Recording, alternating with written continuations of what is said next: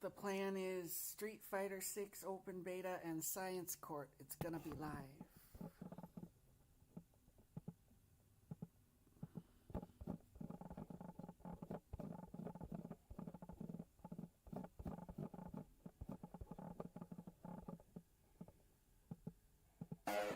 In a world where chaos reigns, and connections seem fleeting, one visionary endeavor seeks to bring us all together, Zen Theater Live After Dark.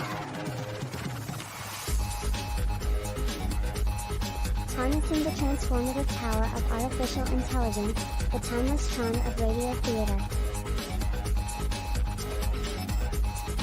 The wisdom of books, and the excitement of video games. Zen Theater Live After Dark illuminates the path to enlightenment and fosters a sense of unity among its audience. Through this unique fusion of storytelling and interactive experiences, we aim to nurture personal growth, improve learning, and inspire a peaceful existence. Guided by your obedient servant, Sebastian Saint Serapian Smalls, we embark on a journey of self-discovery. But where do we begin? Begin by simply listening, slow down, see just how peaceful today can be. Together, we shall create a harmonious community, bound by shared passions and a desire to elevate the human experience. Sebastian Saint Serapian Smalls will be there, to the end of the line, my Valentine, guiding you on this journey towards a more serene and enlightened tomorrow. Catch you guys on the flip side.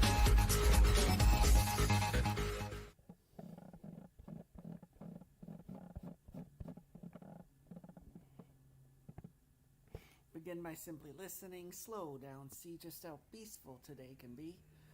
Greetings, children. It is I, your obedient servant, Sebastian St. Smalls. The plan for this one is Street Fighter 6 open beta and Science Court. Wish us luck.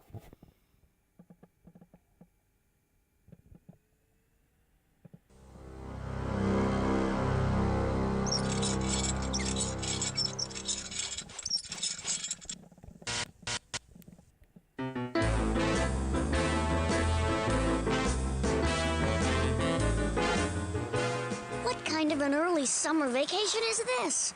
I fly all the way to Australia in June to beat the rush, and the temperature hasn't been above 50 degrees Fahrenheit. And they tell me it's only going to get colder. Oh my gosh! Don't play dumb with me, because two can play that game. And I'll even play it alone if I have to. I don't know what you're talking about, Ms. Hancock. I can't give you all the money back for your synchronized swimming lessons because, well, I don't have it all. If you want to wait, then I... You know there's not going to be a summer this summer, don't you? What? I did a little reading. The Earth's orbit? That's right. And I found out that the Earth is moving away from the sun. It is? It is. That's why when I was in Australia, it never got any warmer than 50 degrees Fahrenheit. It was June, but it didn't feel like June. People were even calling it winter. Well, you know, that's their business, but I always heard Australia was a beautiful place. It is, but that's not the point. Shep Sherman, I'm going to prove that summer's not coming and that you knew about it all along. You know, you're really giving me too much credit here. And I'm going to tell the whole world not to take your synchronized swimming classes. The world? Aren't you overreacting just a tiny little whole bunch?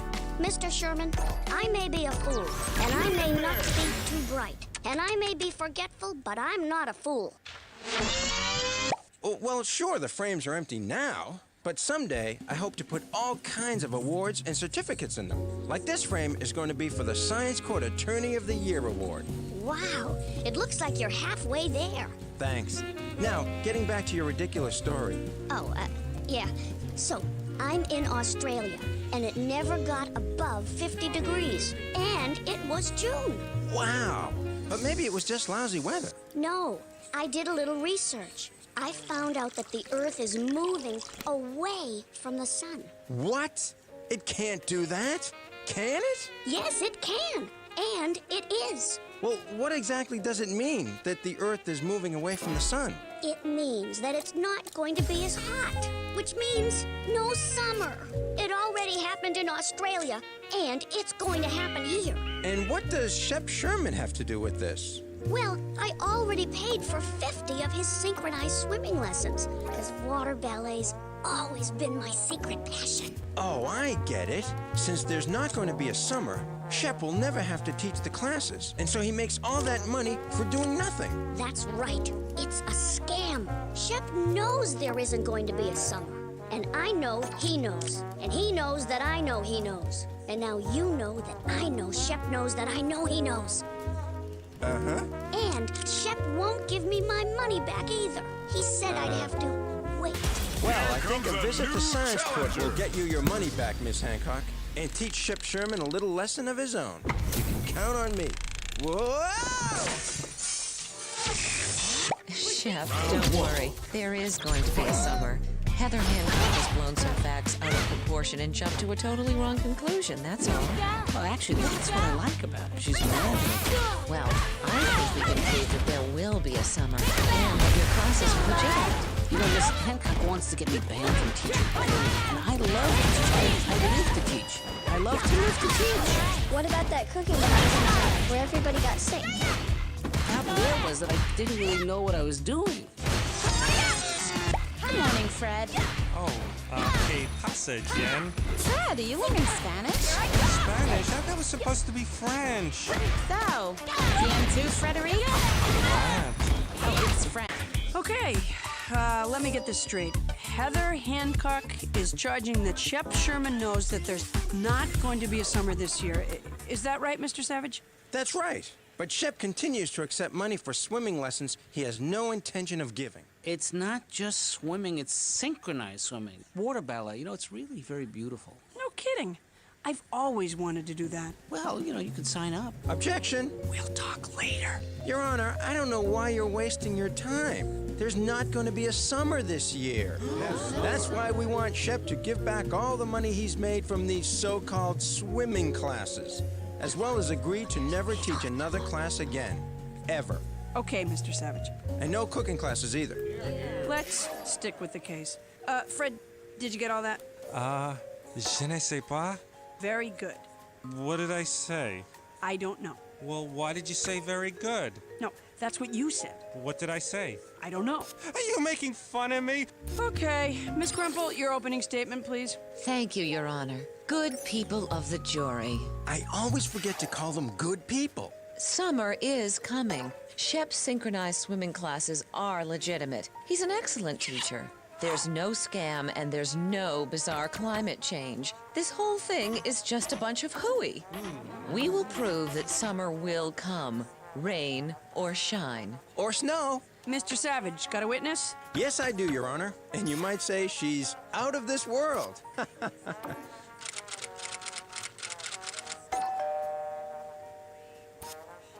Orbit expert, orbit expert, orbit expert. Orbit expert, orbit expert, orbit expert. Orbit expert, orbit expert, orbit expert. Should I try it in French?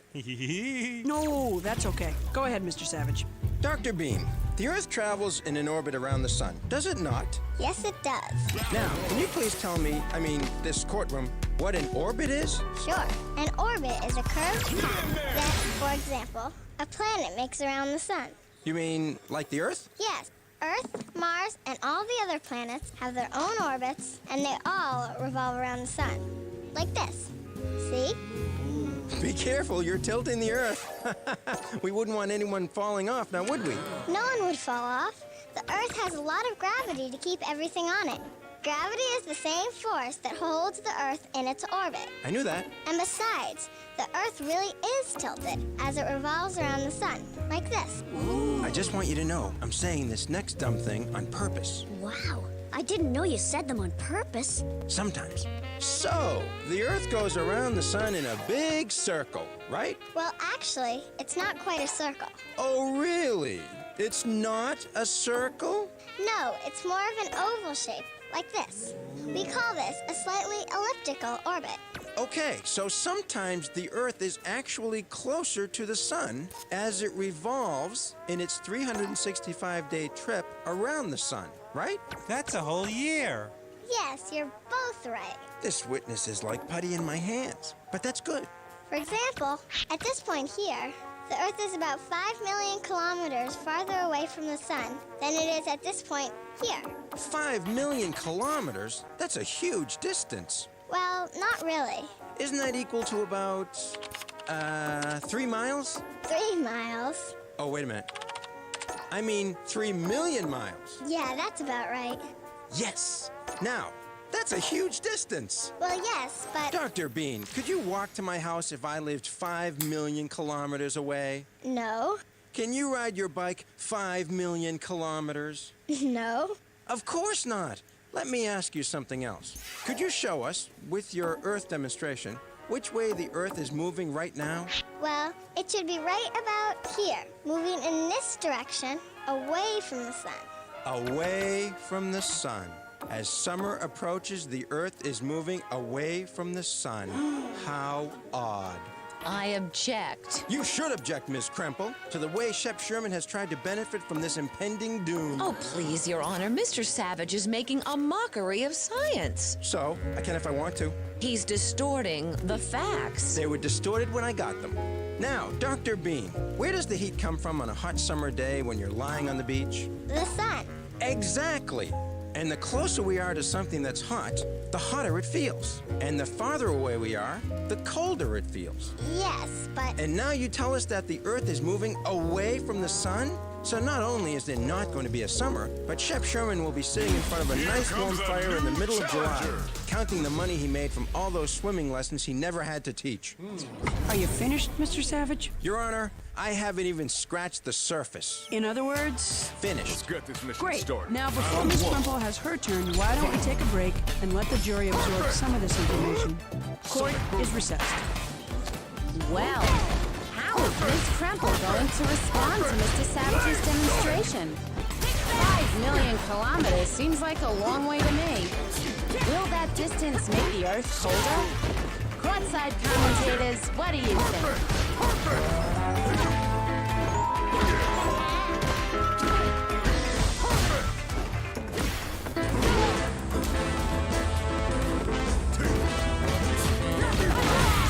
Okay, welcome back. Fred, where did we leave off? I'm on page 6. Lovely. Go ahead, Miss Crumple.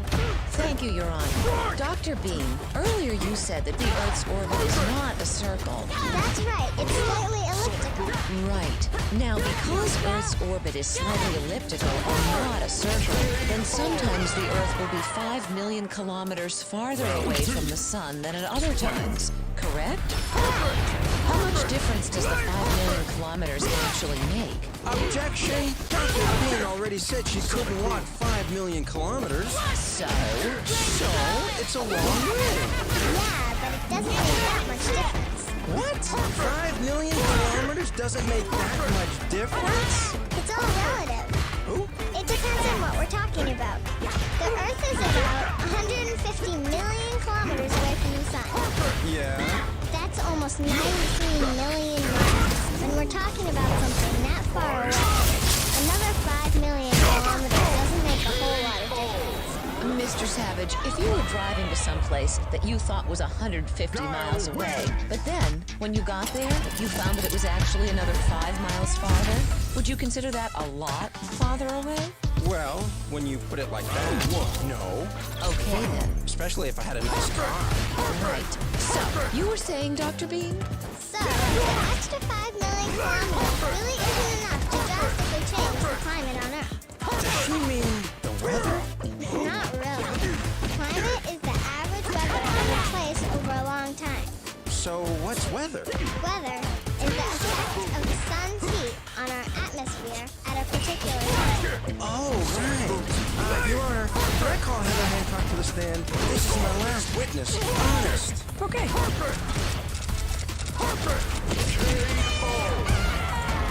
Heather, you went to Australia in June, right? Yes, How was it? beautiful. I had a wonderful time. But you said it was cold. Well, I thought it would be a lot warmer than it was. It was 50 degrees Fahrenheit. That's about 10 degrees Celsius. Not very hot then, was it? And what were the people in Australia saying about the weather? They said it was winter. Winter in June. Has sort of a sad ring to it, doesn't it? And that's when you did your investigation and found out that the Earth was moving away from the sun, correct? Yes. No more questions. Your witness, Ms. Kremple. Thank you. Ms. Hancock, you said you did some investigating about this summer isn't anything, right? Yes. I read a book. A couple of chapters. A couple of chapters? Well, a few paragraphs. A few paragraphs? Well, a sentence. A sentence? Not a complete sentence, but a few words. A few words. Well, not a... Yeah, a few words. You're right, Ms. Hancock. I am? You're right when you said you did a little investigating. Your Honor, if Mr. Savage is resting his case, I'd like to call a witness. Mr. Savage, are you resting? I'm awake. I mean, your case. Well, I don't know yet. Are you going to lose? He's resting his case. Go ahead, Miss Kremple. Thank you. I call Professor Parsons to the stand. Hello, beat you to it. Already here. Orbit expert. Professor, we're not doing it anymore. All right, sorry. Professor apparently can't have any fun. Professor, Mr. Savage seems to think that the Earth moves closer to the sun in summer and farther away from the sun in winter. Mr. Savage, the Earth orbits. Slip one in there. She said don't, but I did. All right, anyway. The Earth orbits the sun at an angle. May I use this demonstration? All right, but don't break it. Oh, I won't. Tough kid. The Earth is spinning on its axis as it orbits the sun, and the axis is tilted at about 23 1/3 degrees, something like this. And it's the tilt of the Earth's axis that causes the seasons. Exactly, because the tilt makes part of the Earth closer to the sun. No, Mr. Savage, that's not what it is. Objection, Your Honor. What are you objecting to? Wouldn't you love to know? Your Honor, I'd like to take a brief recess while I talk to my client. Permission granted. We'll take a short break. Court is recessed while Mr. Savage considers the relationship between the tilt of the Earth's axis and the seasons. Doug has brought up an interesting point. Do seasons exist because of the Earth's tilt, or are seasons related to the Earth's distance from the sun? Let's hear your opinions, courtside commentators.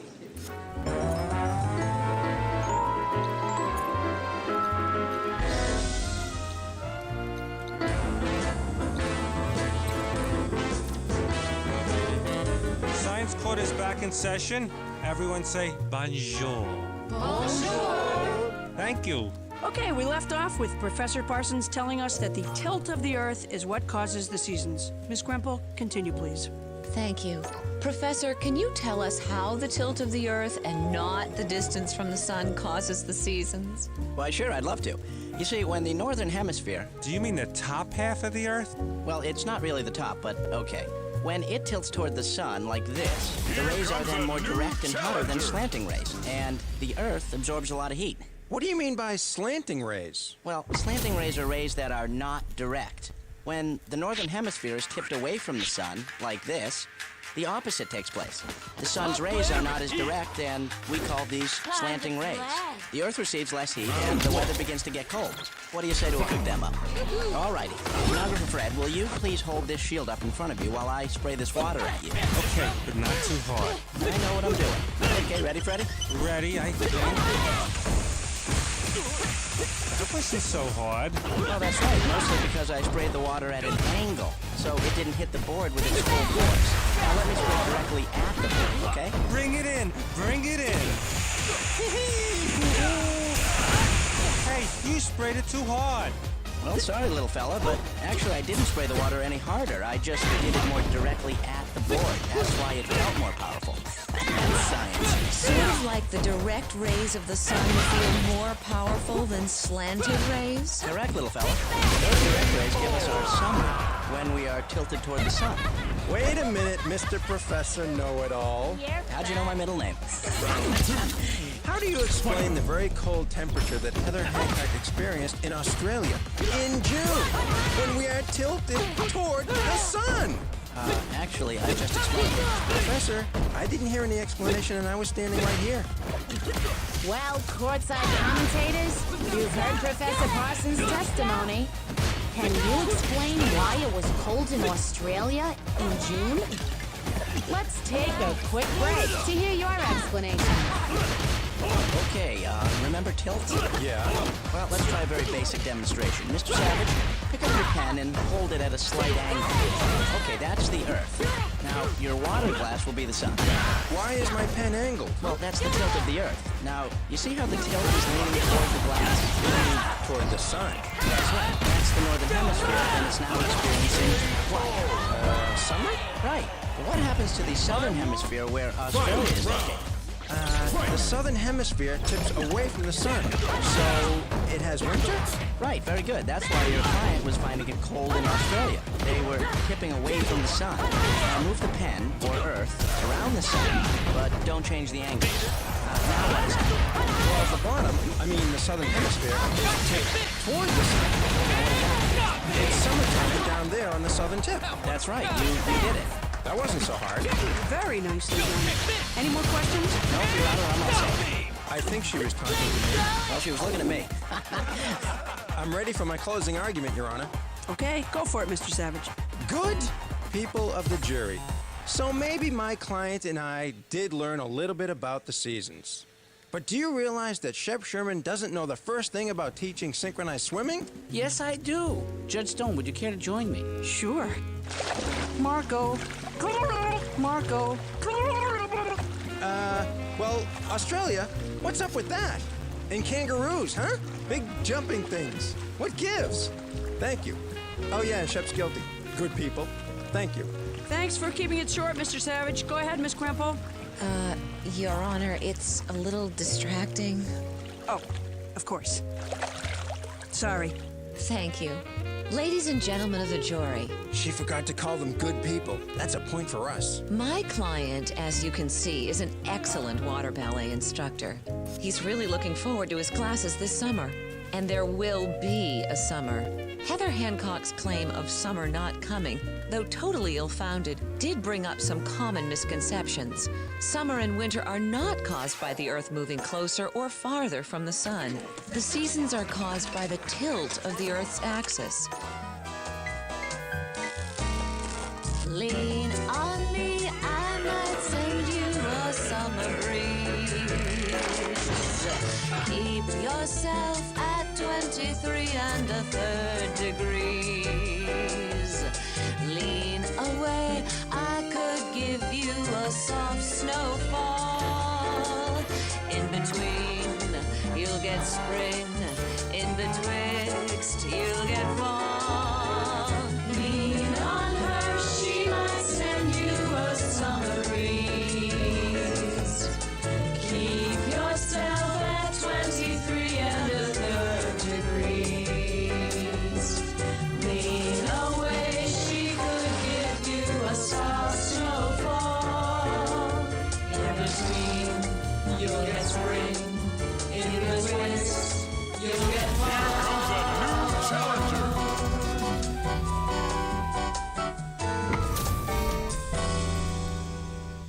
Okay, jury, that was wonderful. Now, go to it. Order, order. I didn't mean go swimming. I mean go and deliberate and come back with a verdict. Go. Science court will recess until the jury comes back. Dry. Well, while the jury is out for a quick swim in deliberation, let's hear your predictions, courtside commentators. Will the jury find Shep Sherman guilty or not guilty of running a synchronized swimming scam? Mr. Savage, It seems like you really learned a lot today. Do you still think that summer is not coming? Jen, the question isn't whether or not summer's coming, or whether or not the tilt of the Earth causes the seasons, or whether or not the Earth's orbit is a slightly elliptical one. The question is, what was the question? Thanks, Doug. Well, the jury is back, and they have a verdict. Let's find out what it is. Okay, jury, do you have a verdict? We do, Your Honor. We find the defendant, Shep Sherman, not guilty of running a scam. Remember when we pretended that Ken was Laura? That was good. Okay, jury. One more thing. Of course. What was I thinking? We all like to sign up for Shep's water belly classes. Fine, help yourselves. Science court is adjourned. Last one falls a rotten judge.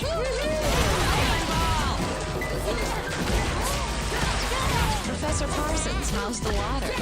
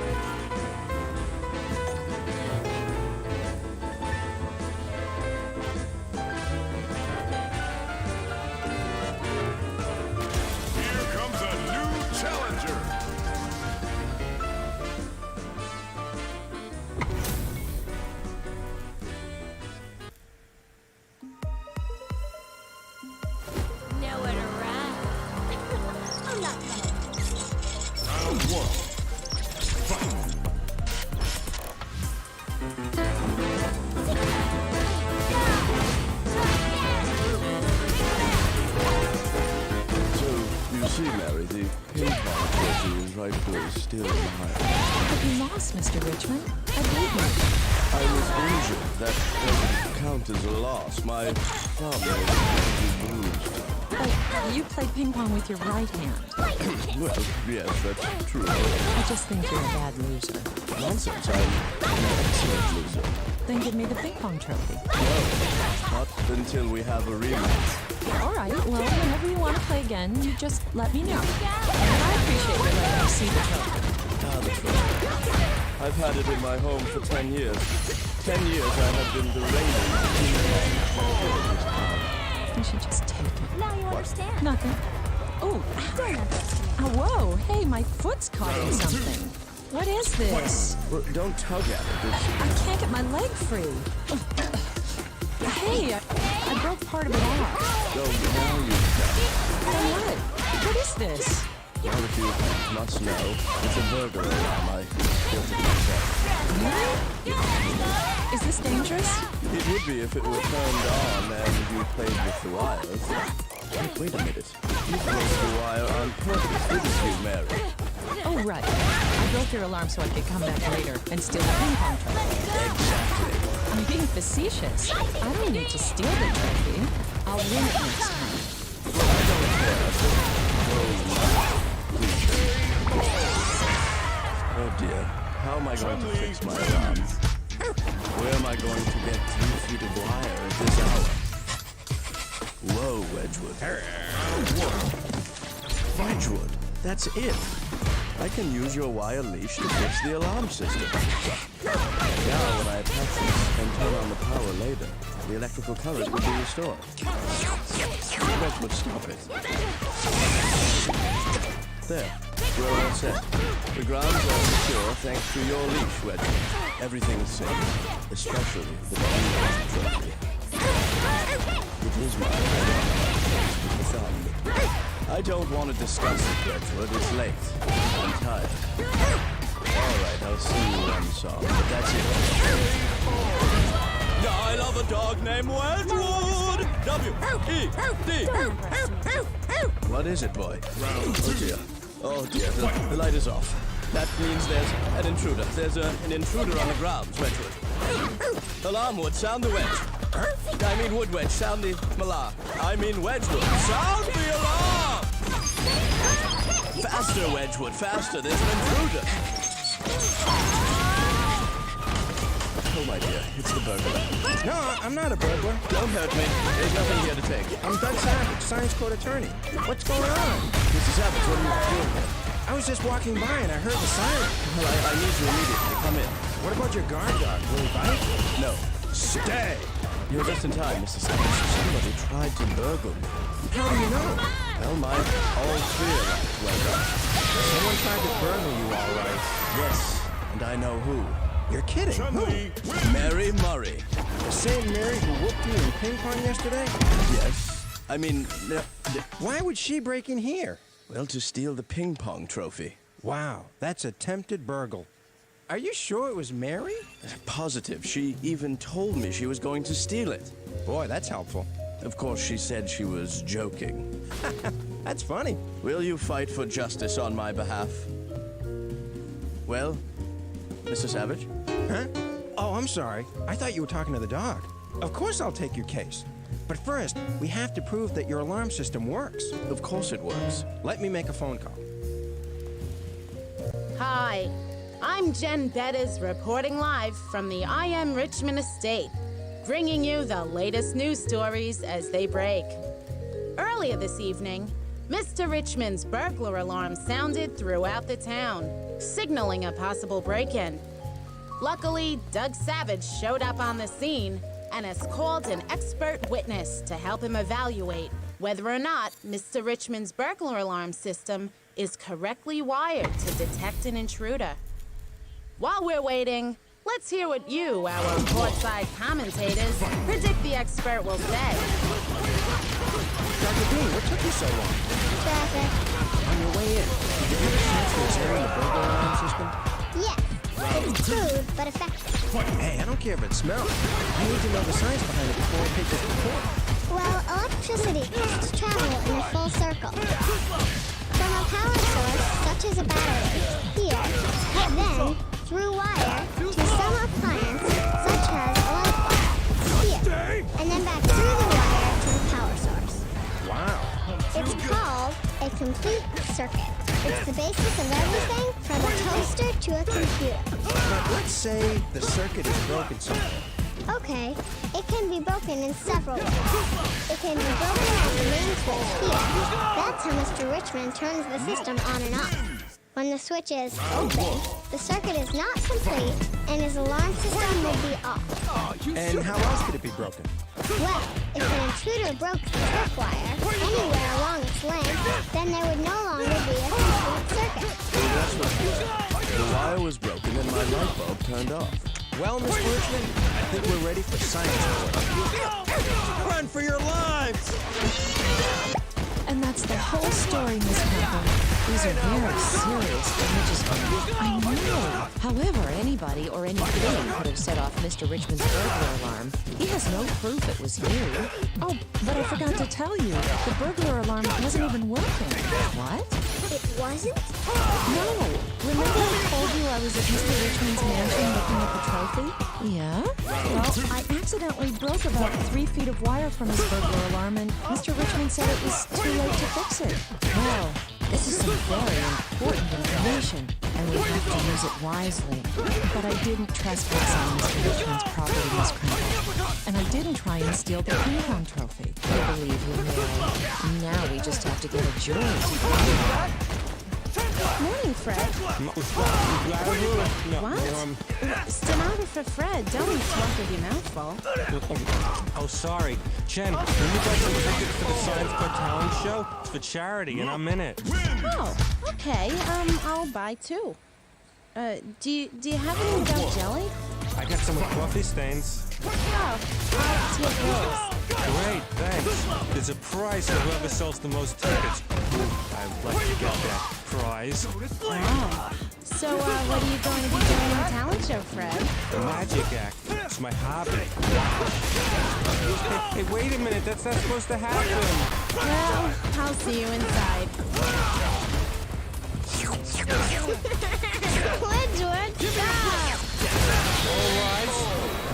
take out your money or buy tickets for the Science Court Talent Show? It's for charity? Why don't we start with opening statements? Mr. Savage, are you ready? Yes, thank you. Ladies and gentlemen of the jury, this case is about science. Oh, sure, I may not have an eyewitness or any evidence to actually prove that it was Mary Murray who trespassed onto Mr. Richmond's estate and tried to steal his ping pong trophy. But what I do have is a burglar alarm and a motive. The burglar alarm is practically foolproof, and the motive is jealousy. Thank you. Mr. Savage, you're not going to do this all day, are you? Naturally. And as punishment for Mary's awful crime, we are asking that she be banned from ever playing ping pong again. Ever. Right. Thank you. Ms. Crumple, your opening statement, please. Thank you. Ladies and gentlemen of the jury, my client did not try to rob Mr. Richmond of his trophy or anything else. We will show that the evidence is merely circumstantial and doesn't prove anything. Okay, Mr. Savage, call your first witness. I call Mary Murray to the stand.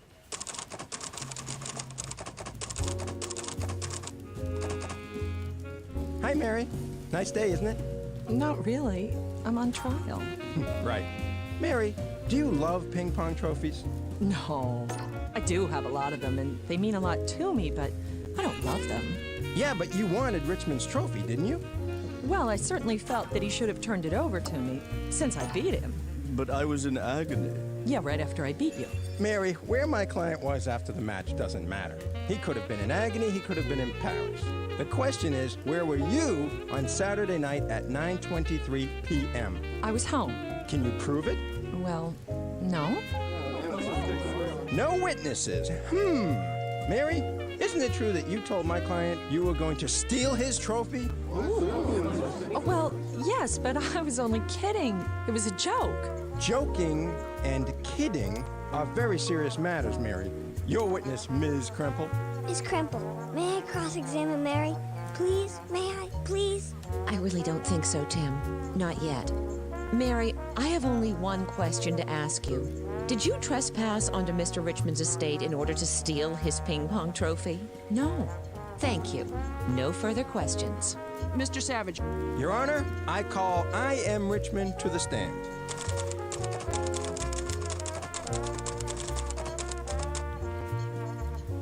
Mr. Richmond, will you please explain to the courtroom and to the people in it how your burglar alarm detected an intruder on Saturday at 9:23 p.m.? Well, certainly. The tripwire which runs around the estate was broken, and the all-clear light in my bedroom went off. When I saw that it was off, I looked at the clock. 9:23 p.m. Excuse me, but let me get this straight. You have to keep looking at the light bulb in order to tell if there's an intruder? Well, yes, but you make it sound so boring. Sorry. Continue, Mr. Savage. That's all. Your witness, Ms. Kremple. Miss Kremple, may I please ask Mr. Richmond some questions? But this is such a difficult case, Tim. I know, but I've got a hunch. Well, what is it? Trust me, Miss Kremple. Well, okay, but be careful. Yes! Thanks, Miss Kremple. Mr. Richmond, how was your alarm system able to detect an intruder at 9:23 p.m. when Mary had broken it earlier that day? Well, yes, that's true. Mary did break part of the wire earlier in the evening, but I fixed it. You fixed it? Well, yes, with a little ingenuity, I fixed it. So Mary's plan of breaking the wire and coming back later to steal the trophy was foiled. Oh, Tim. Well, no more questions. Tim, a good lawyer never asks a question unless he already knows the answer. I'm sorry, Miss Kremple. I thought I did know the answer. It's my fault, Tim. You weren't ready. I should never have let you cross-examine the witness. Oh, we're in a lot of trouble now. I've got to figure out what to do. Your Honor, may we have a brief recess, please? I don't feel so good. Sure. But, Your Honor, I'm on a roll. I don't get on rolls very often. I am on one, aren't I? Yes, but we're going to take a break anyway.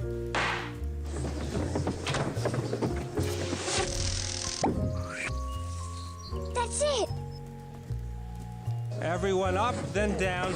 Science court is back in session. Okay, Mr. Savage. Call your next witness, please. I call Dr. Julie Bean to the stand. Here comes a new challenger.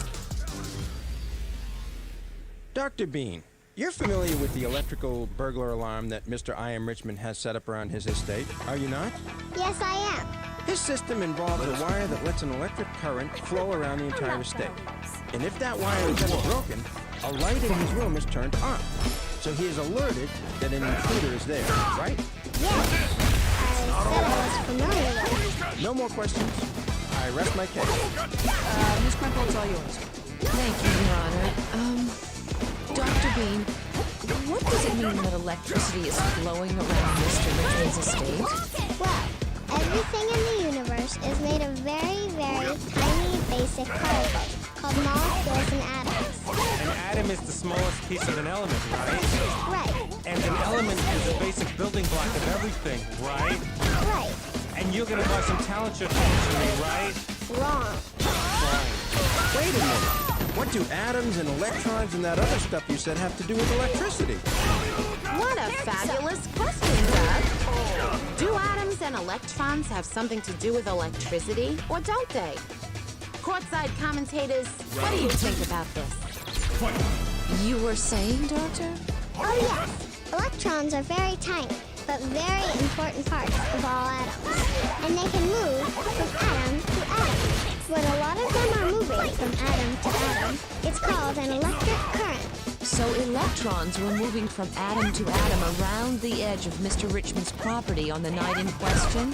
Yes. As far as I know, he had a complete circuit. Miss Crimple? Miss Crimple! Tim, I'm so sorry for blaming you. I was much too hard on you. Please forgive me. Of course I forgive you, Miss Crimple. But you're right. I messed up. I didn't think everything through. I went to Richmond's estate and Can we get on with the trial? Actually, Your Honor, I don't want to get on with the trial here. What? I want to get on with the trial at the I.M. Richmond estate, and I call Professor Parsons to be my witness. I love these trips. Let's go. I don't like this, Mr. Savage. Mr. Savage? Pick a card, any card. Don't let me see it. What is it? 3 of diamonds. Gotta be something more than that. Okay. Where were we? Professor Parsons was about to buy some tickets and take the stand. Fred? Okay, he was just gonna take the stand.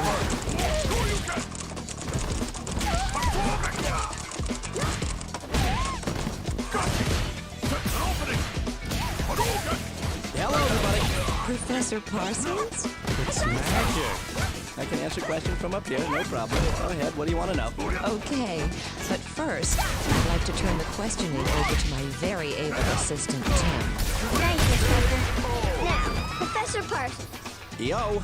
Electric current flows when millions of electrons hop from atom to atom, correct? Yes, that's correct. Okay. Here is a piece of wire used in Mr. Richmond's very own burglar alarm system. Where did you get it? I found it. Right here. It's the piece that Mary accidentally broke off. Can electrons go through that wire? Oh, yes. This is a very good copper wire. Electrons will flow right through the thing. And what about this? It's a leash. Mr. Richmond, is this what you used to repair the broken wire? Yes, it's Welchwood's wire leash. Why? Professor, will electrons flow through the leash? Well, let's see. This device is called a galvanometer. It detects the existence of small electric currents. Basically, it measures how many electrons are flowing through something. So let's see. First, we'll test the copper wire. And whoa, a lot of current flows through that. Copper is a good conductor of electricity. What about the leash? Just as I suspected. Almost no electrons flow through the leash. So almost no electrical current. That's right, no electrical current. Objection!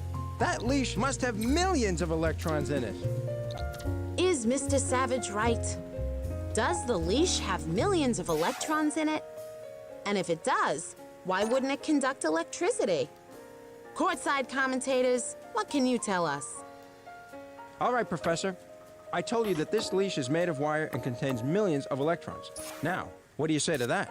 Yes, Mr. Savage, there are millions of electrons in it. Whew, that was close. But there's a big problem and a little problem. What's the big problem, Professor? No, the little problem first. All right, the little problem. I mean the big. Okay, the big. Maybe the little.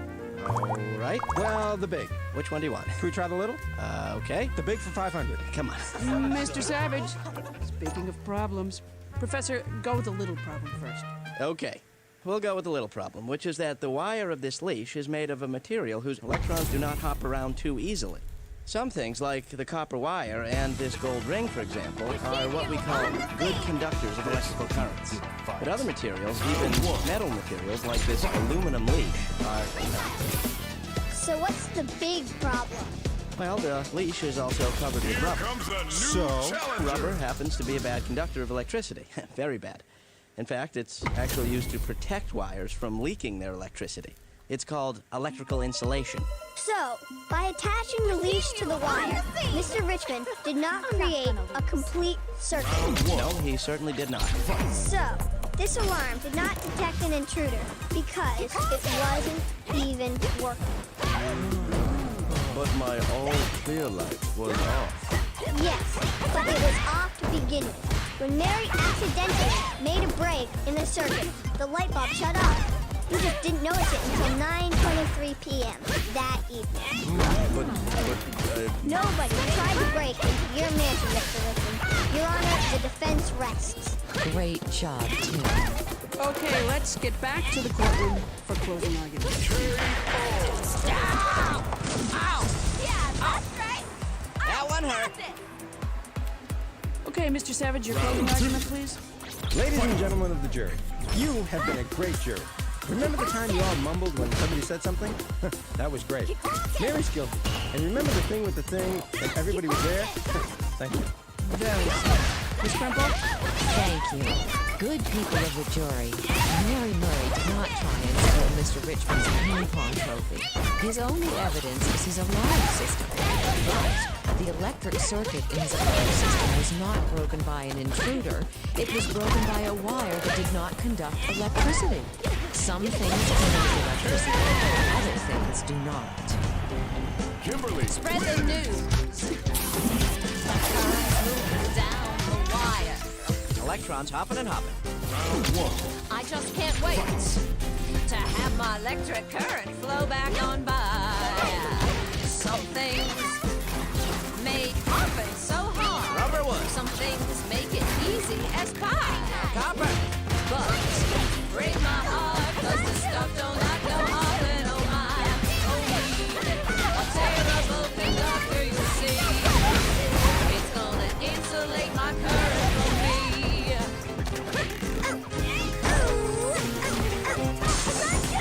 Okay, jury. The case is all yours. I want you to think about the evidence and come back with a decision. Science court is recessed until the jury reaches a verdict. Oh, what do we have here? Ah, it's supposed to be a rabbit. Well, the jury has the case, but what will they decide? Let's hear what you, our courtside commentators, predict about the verdict. Will the jury find Mary Murray guilty or not guilty of breaking into I Am Richmond's house to steal his trophy? The jury has just entered the courtroom with a verdict. Let's get back to the trial to find out what it is. Okay, jury, let's hear it. Thank you, ma'am. We, the jury, that's us, find Mary the defendant. That's not guilty. That's not guilty. Thank you, jury. And I'd just like to add that the evidence showed that Mr. Richmond did not have a complete circuit of electricity in his burglar alarm system. Right. Thank you. Because the wire he used to repair it was not a good conductor of electrical current. Absolutely, I agree. Oh, and one more thing. Oh, boy. We feel that Mary probably deserves the ping-pong trophy, but that she should engage Mr. I Am Richmond in a rematch as soon as possible. Finish? Yes, ma'am. finished. Good. Science court is adjourned. Well, there you have it. Mr. Richmond, Yes, will you play Mary in another ping pong match? absolutely. Anytime, anywhere. How about right now? Now I can't because I have a... Okay.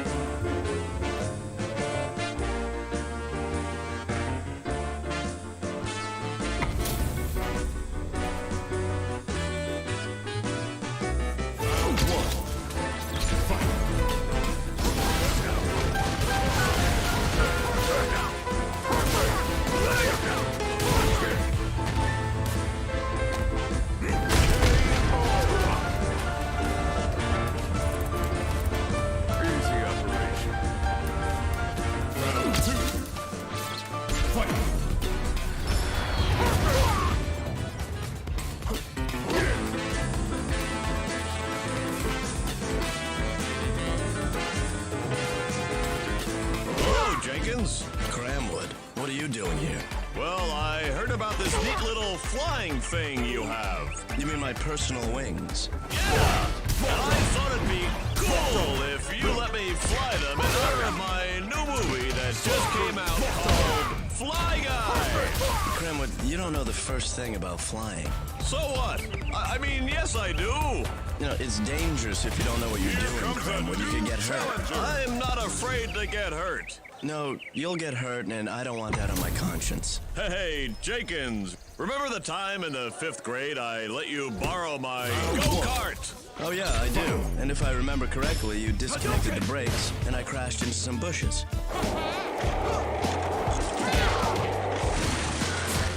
Oh, come on, Jenkins. That was just a friendly joke. Well, I scraped my knee, and I hurt my nose. Exactly. So, can I use your wings? No. Jenkins, everybody's waiting for me to fly this thing. I'll give you $50. No. 550. Push your arms through this. Yes! You understand the instructions I gave you? No. Oh, well, good luck. Thanks, Jenkins. Here I go. I'm running. I'm jumping. I'm flying. Nope, I'm running. Again. I'm jumping again. I'm flying. Nope, I'm crashing. Help. I think Jenkins did that on purpose. Did what? Rewind the tape. Now look at the wings. They're not tilted up. There was no wind behind you to push you into the air. You're right. There was no way I was going to fly. Jenkins knew I was going to crash. He knew it. There were only two things you were going to do with those wings, Cramwood. Crash and look stupid. That's right. Jenkins wanted to humiliate you because he is a nasty, mean-spirited, vengeful bike shop owner and part-time wingman. Let's take him to science court. So tell me, why did Cramwood crash? Well, because he didn't know what he was doing. I mean, you're not going to fly very high or far with these wings anyway. They're not made for that. Cramwood just didn't know how to use them. Well, Cramwood claims that you knew that the wings would not work. But that's not true. There was nothing wrong with the way the wings were set up. I'm afraid Cramwood is suing you for everything you've got, Mr. Jenkins. Everything? Everything. Everything. My wings? Everything. This piece of dust? Everything. Even my... Everything. Okay, here goes. That was good. You think so? It went further than that one. Well, that's true. You throw one. Tower to stenographer Fred. Tower to stenographer Fred. You're clear for takeoff. Over. Roger, Tower. This is stenographer Fred. Ready for takeoff.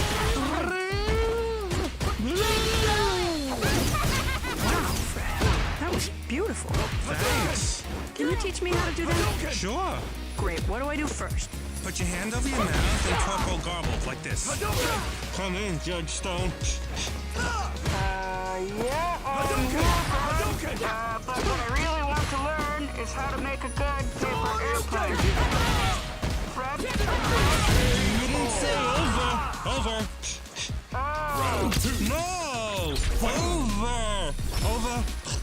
I'll see you inside, Fred. Say over! Mr. Jenkins, isn't it true that you've spent the better part of your life planning revenge against my client because of a little go-kart incident that happened a long time ago? No. Just answer the question, please. I did. There was a problem with the design of your so-called personal wings, wasn't there, Jack?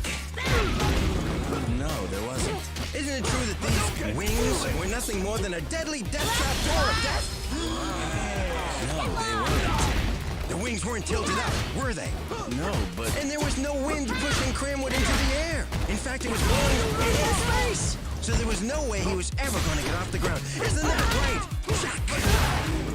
Well, it's my understanding that wings don't have to be tilted up in order to have lift, and that the wind actually has to pass over the wings in order to create lift. Please, Mr. Jenkins, aren't you tired of the lies? Objection, Your Honor. Mr. Savage, no more remarks like that. Sorry, Your Honor. I kind of slipped out. Besides, I rest my case. Miss Crumple, call your first witness. Dr. Bean, what is a wind tunnel? A wind tunnel is a large tube that has an electric fan to create wind in order to test things. Do you have one with you? Yes, I have one set up out in the lobby. Your Honor, I ask that we all adjourn to the lobby. You got it. To the lobby.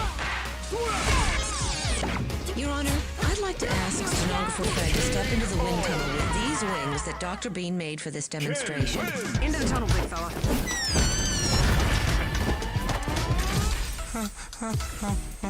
Now, when the fans are turned on, they create wind, correct? Yep. Okay, please demonstrate. Fred, hold the wings perfectly level. Now when I turn on the fans, stenographer Fred will feel a lot of wind, but his arms will stay steady. What would happen if Fred tipped the wings up a little bit? His arms will pull up and he'll probably start screaming a little bit. Fred, tip the wings up, please. His arms went up, but he's not screaming. Oops, wait a minute. So, what would happen if Fred tilted the wings down? His arms will be pulled down and you'll hear him scream again. Let's see. Fred, tilt the wings down, please. Thank you. Your Honor, today is a great day for the Savages, me being one of them. Because Miss Cremple just proved my case. Mr. Savage, let me try to summarize the demonstration for you. I'm going to recap what you just saw. Oh, Tilting a wing can certainly help to push a wing, but that's not the only thing that causes a wing to lift a plane. Well, let me summarize something for you, Miss Cremple. What? There is something even more important than the tilt of a wing. It's the shape of the wing. Miss Cremple, did you forget something when you left your house this morning? Maybe, huh? Something like, oh, perhaps your mind? Your Honor, perhaps Professor Parsons can explain it better. Professor Parsons, does a wing need to be tilted to lift a plane? No, it does not. No, it does not. Well, maybe. I take it back. Professor! Sorry, Judge. Just having a little fun. But, Professor, what did Dr. Bean show us? Well, she showed us how a wing can work. But tilting a wing is not the only way, and not the most important way, to cause it to lift. Could you show us what you mean, Professor? That's where I draw the line, lady. I'm kidding. I'd be glad to. Okay, look at this board lying between two tables. Just lying there doing nothing. Now, where's the air pressure pushing on the board? It's pushing on all sides. Oh, I know. It's pushing on all sides. Well, that's right. It's pushing on the top, the bottom, the left, the right, all sides. Now, what if I had a magic spray that would remove the air pressure on one side of the board only, and I sprayed it on just the top of the board? The board would float upwards. That's correct. The board would float up because there are more forces pushing up than down. And why is this important, Professor? Are you kidding? You don't know? I'm just trying to be so dramatic. Oh, hey, I hear ya. It's important because that's how it works. You mean that's how it would work if you had a magic spray to remove the air pressure from one side, right? Well, actually, I do have something, but it's not magic at all. You're kidding. Well, come here, I'll show you. It's called... Oh, bad breath. I'm sorry, I onions and I don't brush. Actually, Mr. Savage, it's called wind. Wind? Wow, this is an exciting day. Let's take a break to review what's going on in the trial. J.C. Cramwood believes that Jack Jenkins purposely gave him wings that couldn't fly because the wings were not tilted upward. Jack Jenkins disagrees with Cramwood and believes his wings can fly. Cramwood just didn't know how to use them properly. Fred demonstrated that tilting a wing can help to push it, but Professor Parsons says that the most important thing is to reduce the air pressure above the wing, and that you can do it with wind. That's hard to believe. Let's head to the Science Corps laboratory to investigate how we can use wind to reduce air pressure and make something rise into the air. Judy, win!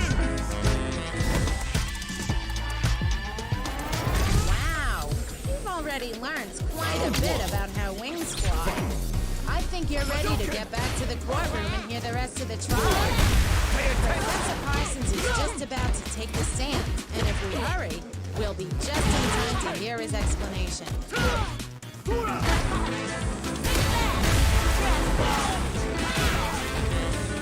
Now, I'd like everybody to take one of these pieces of paper and hold it in front of them like this. Now blow across the top of it like this. And I'm not the only one with bad breath in here, I'll tell you that right now.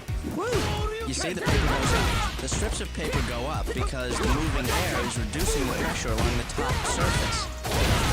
So the paper is lifting. So, Professor, do wings have to be tilted in order for this effect to occur? Yes. I heard a yes. You heard it, Mr. Savage, because you said it. Oh, right. It was an accident. Go ahead. Professor, do wings have to be tilted? No, they don't. What you do need is to have the top half of the wing curved, like this. Now, Ms. Kremple, turn the fan on, please.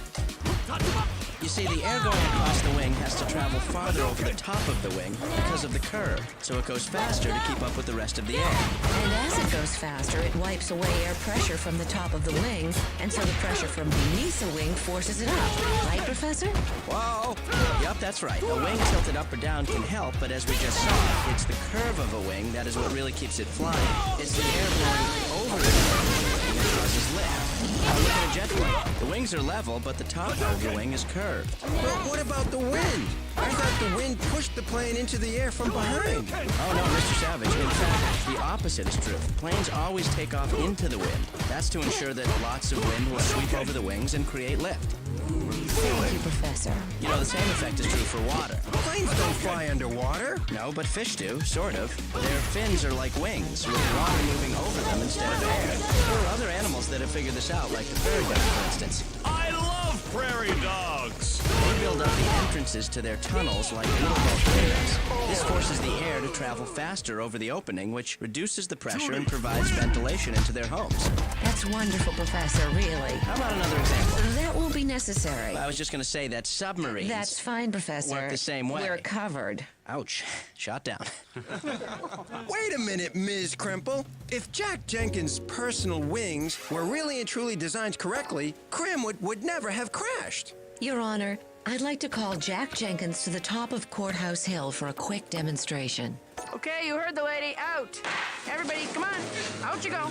No lollygagging or dilly-dallying. Let's go, people. Come on, move it. Mr. Jenkins, why, if the wings were properly designed, did Cramwood crash? Because he didn't know what he was doing. Please, the man has feelings. Can you show us, Mr. Jenkins, how the wings work with someone who knows what he is doing? Sure.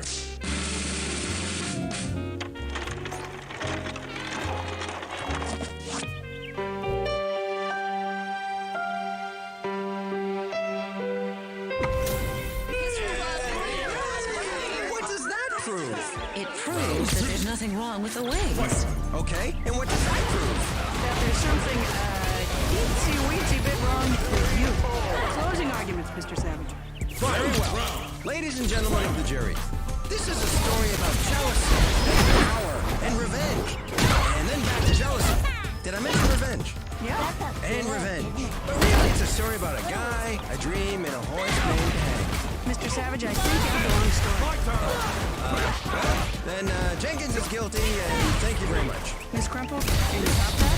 I'll try, Your Honor. Ladies and gentlemen of the jury, there was nothing wrong with Jack Jenkins' personal wings when J.C. Cramwood took them out for a test run. The only problem was with Cramwood. He didn't know what he was doing, but Jack Jenkins did. We now know that the wind sweeping over the top of a curved wing is what causes lift. By removing the air pressure off the top, the pressure from the bottom forces the wing up. You want a wing to go up in the air somehow? You gotta make the pressure on the top disappear. So get more wings to zip over the top, and now the pressure down below put your plane in gear.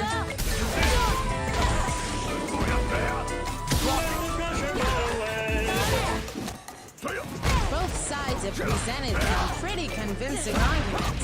What do you predict the jury will say? Will they find Jack Jenkins guilty or not guilty? Here comes the jury with their verdict. Let's get back to the trial to hear what it is. Said to Judge Stone. Said to Judge Stone. The jury has reached a verdict. Over. And please say over this time. No. We, the jury, find the defendant, Jack Jenkins, not guilty of trying to hurt Cramwood. We feel there was nothing wrong with the design of the wings, since tilt really isn't the only thing that makes wings work. Thank you, jury. In fact, the curve on top of the wing is almost like a magic spray that kind of just... Great. Perfect. Don't ever change. Science court is adjourned. Mr. Savage, how do you feel about losing another case? Well, I'm disappointed, Jen, but in a case like this, there are no real winners or losers. What about them? Well, okay, there's no winners. Okay, then. That's all from the science court courtroom. I hope you'll follow me into the lab so we can perform another experiment about air pressure. I'll see you there. Thanks for stopping by the Science Court Laboratory and investigating wings with us. I hope you'll join us soon for another Science Court exploration.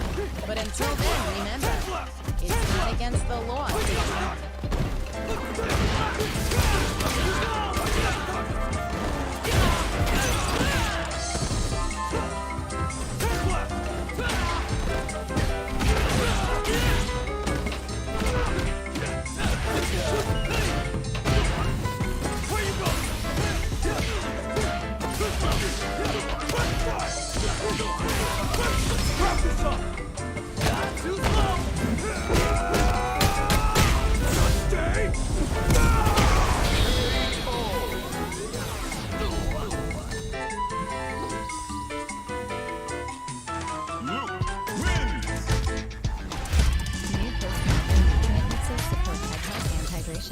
Meet Replenish from Cedric.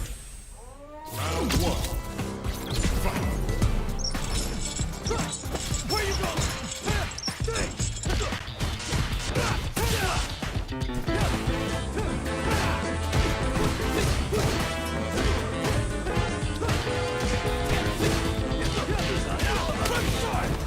Hey, thanks for coming on such short notice. Hey, thank you for giving me such short notice.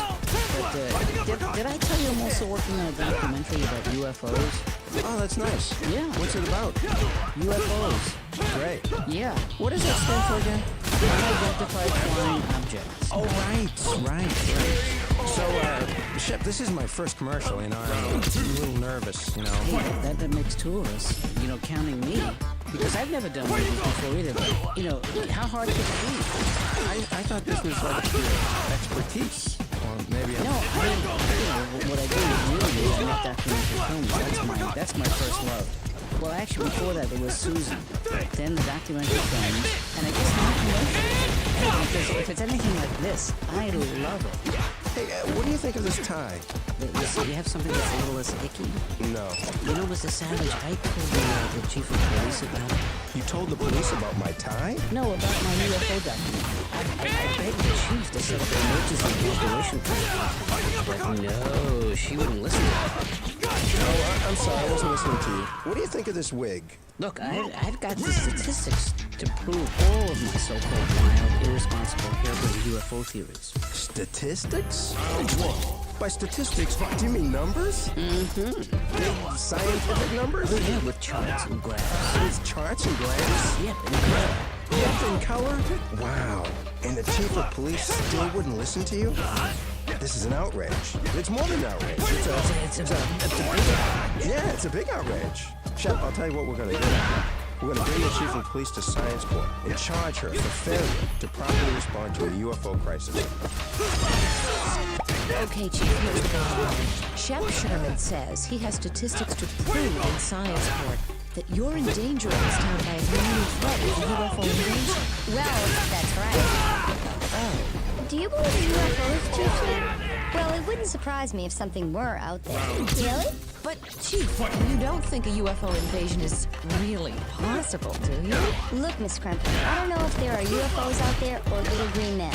But what I do know is that Shep Sherman is wrong. And how do you know that? I looked at the statistics he sent me. They're all bogus. I'm afraid we're going to have to prove that in science court. Good morning. I'm Jen Bettis reporting live from Science Court, where science is the law and scientific thinking rules. Today we have a case that is out of this world. She could be one of them. An alien? Who do you think she's talking to? All right. If you're from another planet, that just means stand up. It doesn't mean float around the room. Fred. Good morning, and let's get right to it. Opening statements. Mr. Savage, please enlighten us. Thank you, Your Honor. We intend to show that Chief Chan is violating her duty to protect and serve the people of this town by ignoring scientific statistics and not preparing for a UFO invasion. Okay. Ms. Grempo? Thank you. My client, Police Chief Lois Chan, is acting the way any good, rational police chief would act. Because, as we will prove, the statistics Mr. Savage and Mr. Sherman are using are bogus, inaccurate, and completely misleading. Statistics don't lie. But they don't always tell the whole truth either. Whose side are you on? Nobody's. Mr. Savage, call your first witness. I call Shep Sherman to the stand.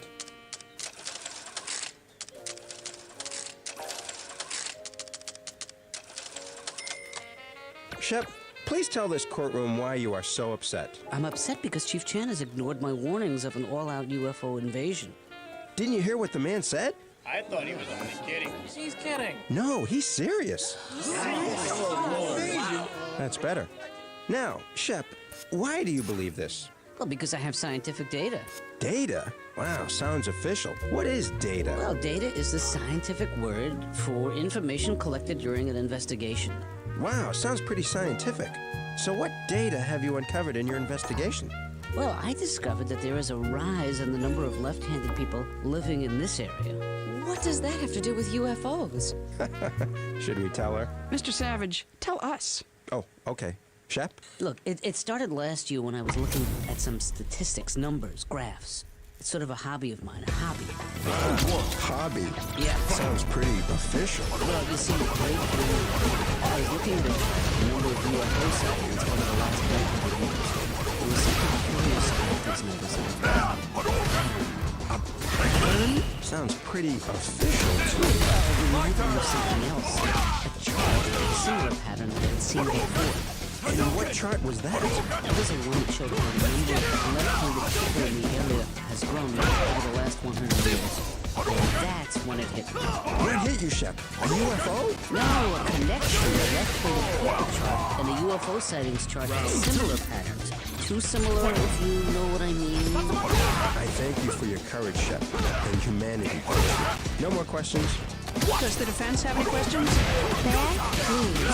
Mr. Sherman, is this the first time you ever filed a warning with the police about UFO invasion? No, this is about the 50th warning. I believe I hold the record, but this is the first time the number is back me up. Thank you. No more questions. Are you sure, Tim? I mean... Then I'd like to call Dr. Numeroni to the stand. Dr. Numeroni, please tell the court what you have here. Well, I've graphed the data collected by me. Graphed it? Wow, that sounds gross. Actually, it's very efficient. A graph is one way to analyze data. It helps you make comparisons. This graph shows the number of UFO sightings over the years. This other one shows the number of left-handed people over the years. Okay, so if you have two graphs of different data, and each shows the data changing in exactly the same way over time, doesn't that tell us that the two are connected somehow? Well, maybe not. I'll take that first, maybe. There can be what is called a connection, if you will, a link, a tie, a relationship, Doctor? a hookup, a bridge. Objection. Just because two variables grow at the same rate doesn't mean they must be connected. Objection. You can't object to her objection. But I didn't like it, and I don't know what a variable is. A variable is something that changes, like the number of left-handed people or the number of UFO sightings. But Doctor, numbers can be misleading. Isn't that true? Well, yes. You can have two variables that change in exactly the same way. But sometimes it's common sense that tells you whether or not they're related. Whether or not a change in one actually causes a change in the other. For instance, the increase in the number of cigarette smokers has the same shape as the increase in lung disease over time. So what do you think about left-handed people and UFO sightings? Unrelated. Unconnected, if you will. Non-bridged. A non-linkage. Perhaps an unlinkability. Your Honor, I'd like to take a minute while I talk to my client. Okay, good idea. We'll take a brief recess while everybody thinks about the left-handed people and the UFOs. Maybe left-handed people and UFOs are related. Maybe not. Is there another explanation for why the graphs look the same? Let's hear what you, our courtside commentators, think.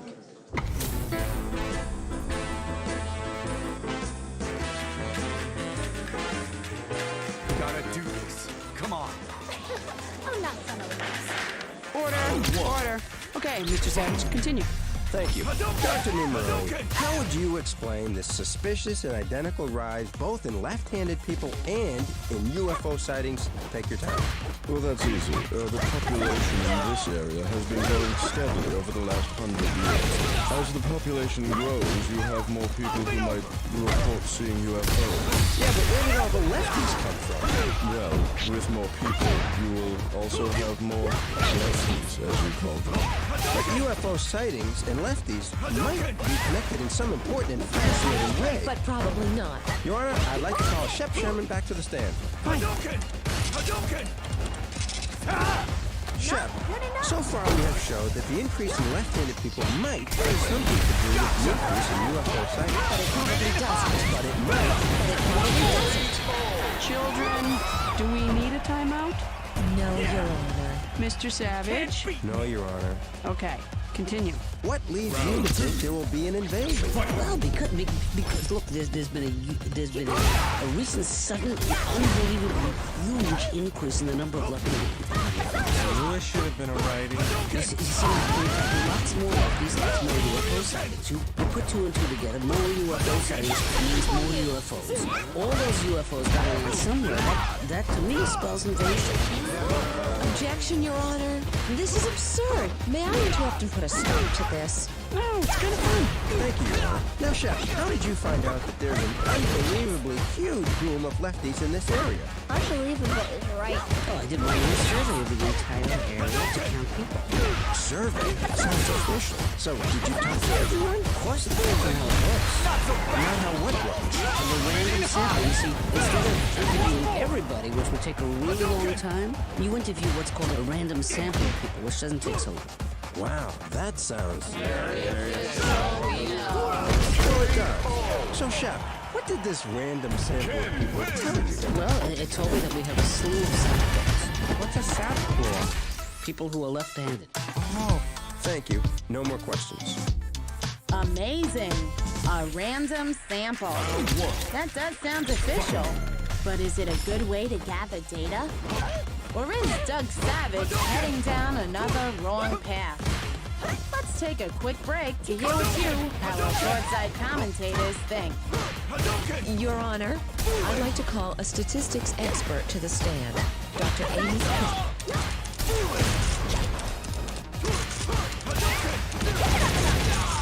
Dr. Crow, let's talk about the supposed explosion of lefties. Is using a random sample a fair way to do something like count left-handed people? Oh yes, that is a very common way of collecting data of this type. We're winning! Oh, sorry. Anyway, interviewing people is a way to collect data, but you can't talk to every single person, so you estimate with a smaller sample of people? That's right. It's amazing that such a system is active. Oh, it works. If you have a good cross-section of people, your sample size doesn't have to be huge.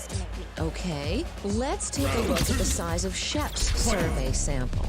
We interviewed a total of 3 people. Yeah, actually, there was a mistake. There was only 2 people. Well, Shep, what did your huge sample of people say? One person said they were left-handed, and the other person said they were right-handed. And from this data, what did you conclude? Well, I learned that half of my sample, like 50%, was left-handed. So I assumed that half of everyone in the area was also left-handed, which would mean that thousands of people were left-handed. So that's an explosion. Thank you, Shep.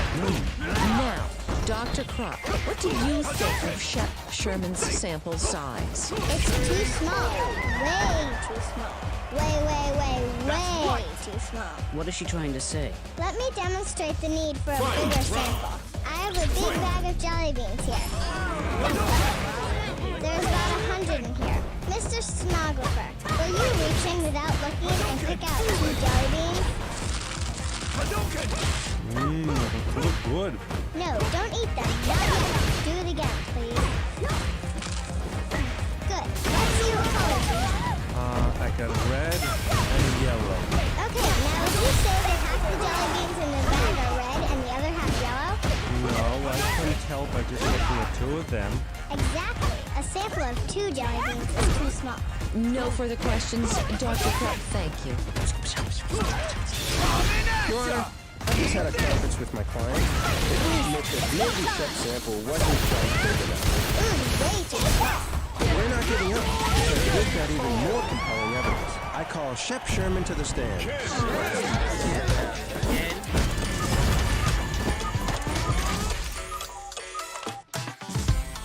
Shep, truth be told, this case isn't really about left-handed people anyway, is it? No, it's not. And it's not about the jelly beans either, is it? It isn't? Nope. And it's not about being logical nor reasonable. Right. It isn't? No, it's about fear. And that's why I call Chief Chan to the stand. You know, technically, Shep, I'm the lawyer, so I call people to the stand. And that's why you call Chief Chan to the stand.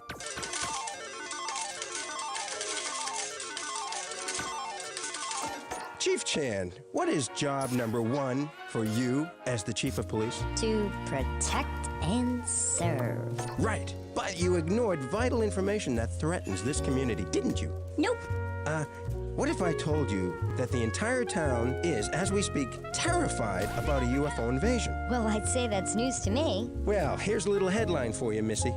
Your Honor, I submit this report and this videotape as exhibits C and D. Why isn't it A and B? Didn't I use A and B already? No. Uh-oh. Maybe there was some other evidence I was supposed to submit. May I see it, please, Mr. Savage? I'd like to run it by my expert witness. Be my guest. This survey was performed by a professional data collector, Skippy the Data Guy. It has a really big sample, and it shows that everyone is terrified about a UFO invasion. I'd like to call Professor Parsons to the stand and ask him to evaluate this data. Fine with me?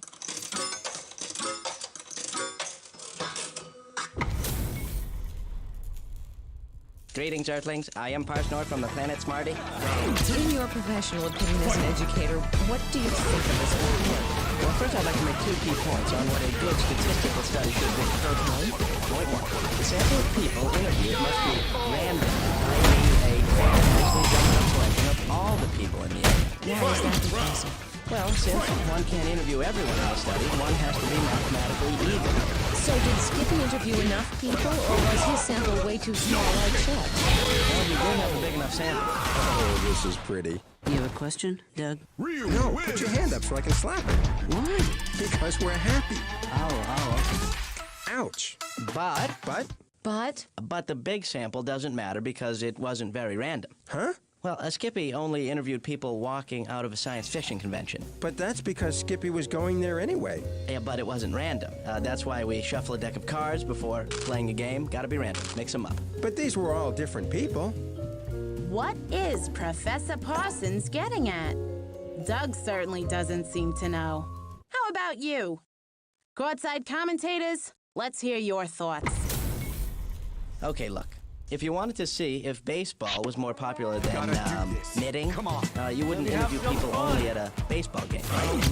Well, I guess not.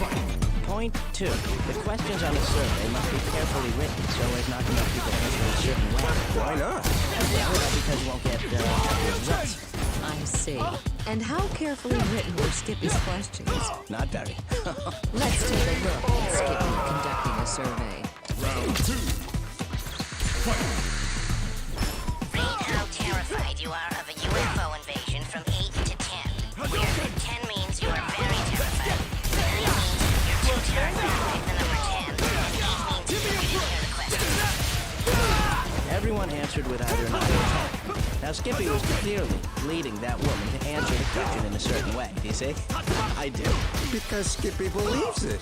Exactly. Whoever's conducting the survey must be careful to hide his or her bias. Bias what? B-I-A-S? It means the personal opinion. That's right. Everyone has an opinion, but you can't let that interfere with a good survey. So, would you call this a valid survey? No, I would not. Thank you, Professor Parsons. Oh, me, Marsnor.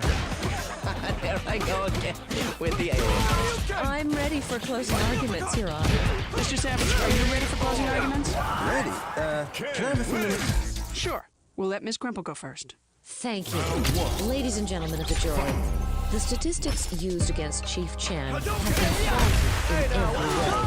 Chef Sherman had a hypothesis that aliens are going to invade us. A what? A hypothesis. It's a possible explanation for something that happened. Oh. Shep collected and analyzed data to see if he was right. He concluded he was. However, all of his data collection and analysis were flawed. He used a random sample that was too small, then one that wasn't random. And on top of that, he asked biased questions. Numbers and surveys, they can tell us a lot when they're honest and fair, but sometimes they're not. Check the size of a sample and the way it was picked. Do the questions seem fair? Did the people seem tricked? Every day with more statistics showing up and then amuse you. You see pretty graphs and fancy charts to amuse you. But how is all the information found and then collected? Look out for fancy numbers that are unconnected. Every day with more statistics showing up and then amuse you. You see pretty graphs and fancy charts to amuse you. But how is all the information found and then collected? Look out for fancy numbers that are unconnected. That's nice. You gotta admit it's a catchy tune. Mr. Savage, do you still want to give your closing argument? Sure. Thank you. Show's guts. Thank you. Ladies and gentlemen of the jury, Chief Chan shouldn't be in court. She should be out there, protecting us from a UFO invasion. Thank you. Oh, plus, Chief Chan is left-handed. I'm not. You're not? Nope. Oh, it looked like you were left-handed from where I was sitting. Oh, wait, that's my left and your right. Thank you, Mr. Savage. You didn't let me down. Jury, you must now decide if Chief Chan is guilty of not preparing this town for a UFO invasion. Good luck. Well, there goes the jury. It doesn't look good for Doug Savage's case, as Allison Grimple meticulously picked apart his evidence of a UFO invasion. But let's hear what you, our courtside commentators, predict about the verdict. She definitely won. Here comes the jury. Let's get back into the courtroom to hear their verdict. The jury has reached the verdict. Boy, they seem to be getting faster every day. Jury, what say you? Who? You. It's old and blue. Never mind. So, anyway, I understand you have a verdict? Yeah, not guilty. That's the verdict? Yes, she said not guilty. That's right. We found Chief Chan not guilty of ignoring a UFO threat and putting the town in danger. None of the evidence presented by Mr. Savage was collected or analyzed properly. That it, jury? That's it. Great. Science Court is an alien. Science court is a what? I'm kidding. Science Court is adjourned. Oh, hee. I'm with attorney Doug Savage. Doug, what do you think of the trial? Well, I think the defense made some excellent points, especially since they turned out to be right about everything. Thank you. It's worse than we thought. Ew.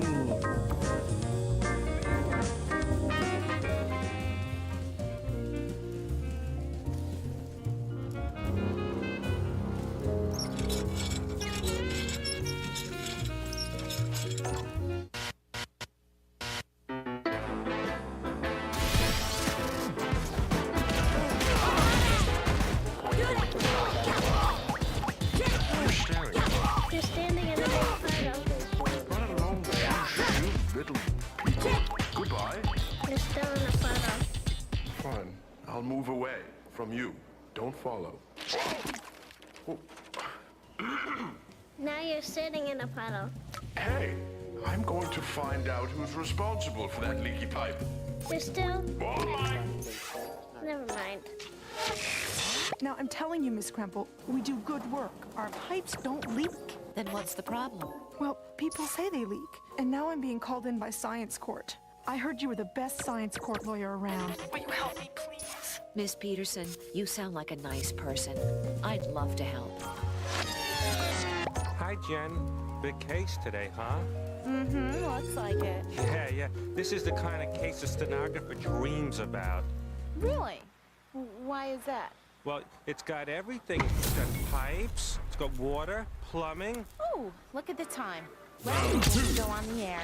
You put it in? I am psyched. This is going to be a great case. This is going to be like one of those ones. Hi, I'm Jen Bettis reporting live from Science Court. Science is the law and scientific thinking rules. Court into session. Jen, how are you? Fine, I'm on the air. Oh, sorry. That's attorney Doug Savage. He's responsible with this case today, I can tell you that. Really? Stenographer Fred. I had to wash my hands. They were all ready. No more cinnamon buns, Fred. All right. They already rose. All be seated. They're all sitting. Okay, today, Pip Peterson of Pip Peterson's Pipes and Plumbing Sells Leaky Pipes down by the seashore. I didn't see anything in the complaint about the seashore. Yeah, I was kidding. There's also been an injury. Mr. I am Richard. Is he here?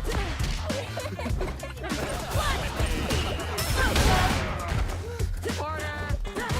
People, there's time for laughing and the time for laughing was when I made that joke about the seashore. But you Mr. Richmond, Peterson's plumbing are leaking. Stenographer Fred, are you ready? Yeah. You want to just spill my water? Should I get something? You can get something. Miss Kremple, your opening statement. Yes, thank you, Judge Stone. Ladies and gentlemen of the jury, we intend to prove that Pip Peterson's pipes do not leak. Mr. Savage, your opening statement, please. Yes, thank you, Your Honor.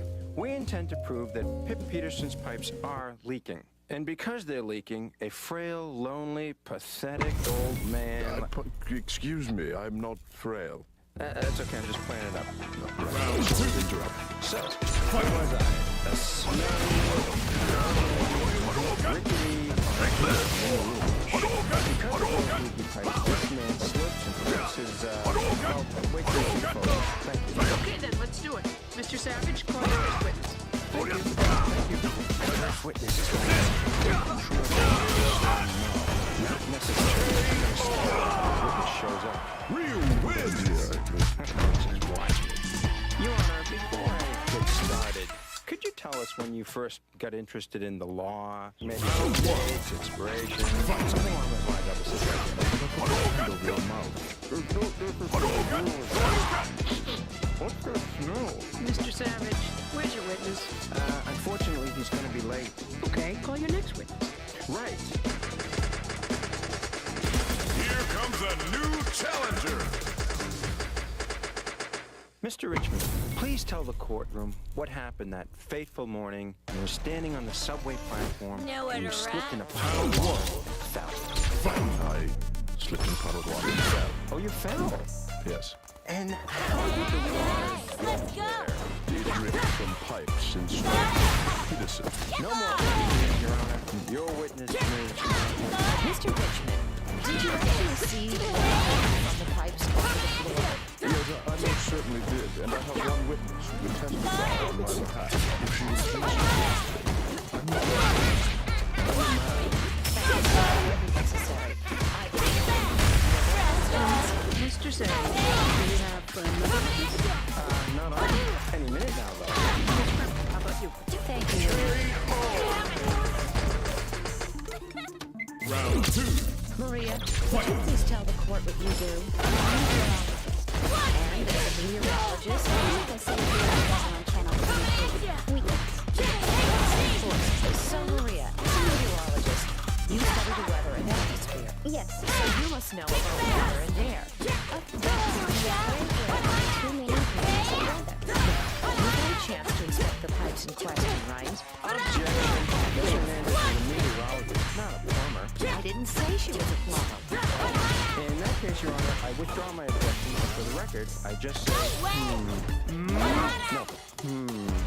Okay. Thank you, Mr. Savage. You got it. So, you saw the pipes. In your opinion, was the water dripping from the pipes because of a leak?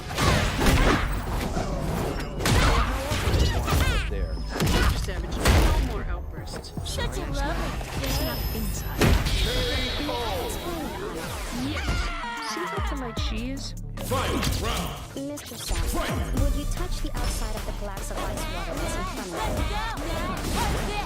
That's right. The air formed water on the outside of the glass, just like it is forming water on the outside of the pipes.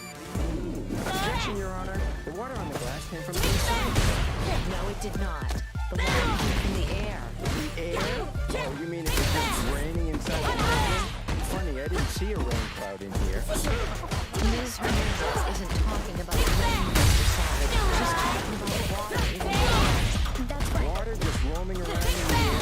That's a good one, Miss Hernandez. Water roaming down here. Exactly. You're all right. Okay, that's enough, you two. Short recess. And when I say recess, I mean, you know, jungle gym. Anyway.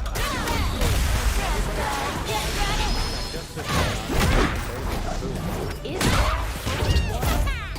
Savage says no. That felt good. We'll be back in a minute. Judy wins!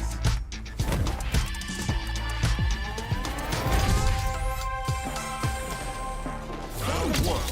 We're waiting for Judge Stone to return and to find out if there really is water in the air. Honorable Judge Stone is back. Everybody stop talking. Thank you, Fred. Is there water in the air? I believe that's where we left off. Miss Purple, continue. Thank you. Ms. Hernandez, where does the water on the outside of the glass come It comes from the air through a process known as condensation. Condemnation? Condensation. Let me show you. We'll take two identical empty glasses. I leave one on the table and I put one in the refrigerator. Now we wait 10 minutes and take it out. What do you see? nothing was happening to the glass that was on the counter, but the glass from the fridge is getting warm outside.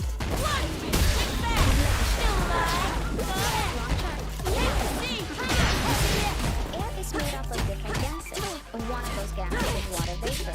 There's water vapor in all air and but when it's humid,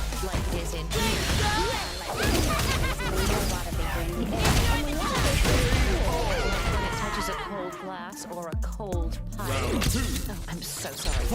When water vapor is cooled, the particles that make it up condense into drops of water. Let's say stenographer Fred is in his car. Where am I going?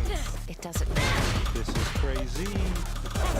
And meanwhile, his windshield fogs up because the air in his car is warmer than the windshield was. So the water vapor rubs against the glass. That's correct. Only the cold water pipes are covered with water. They're the ones that make the water condense. In other words, the pipes are not leaking. How does the water get in the air in the first place? The water gets into the air. This is known as evaporation. That's what it turns into water vapor. Yes, that's evaporation. So when the water vapor turns back into liquid water, that's called condensation? Yes, very good. Water evaporates, condenses, comes to Earth, only to evaporate again. We call it the water cycle. Excuse me, my Okay. Hey, Doug, your witness. Your Honor, I'd like to call my other witness to the stand now. Sure. Does Doug Savage have a trick up his sleeve? Or does this water cycle thing have them all locked up?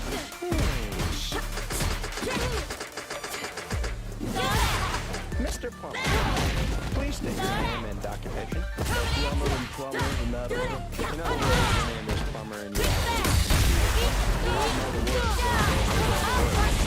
Right. Boy, I bet you can read a lot about the plumber. No?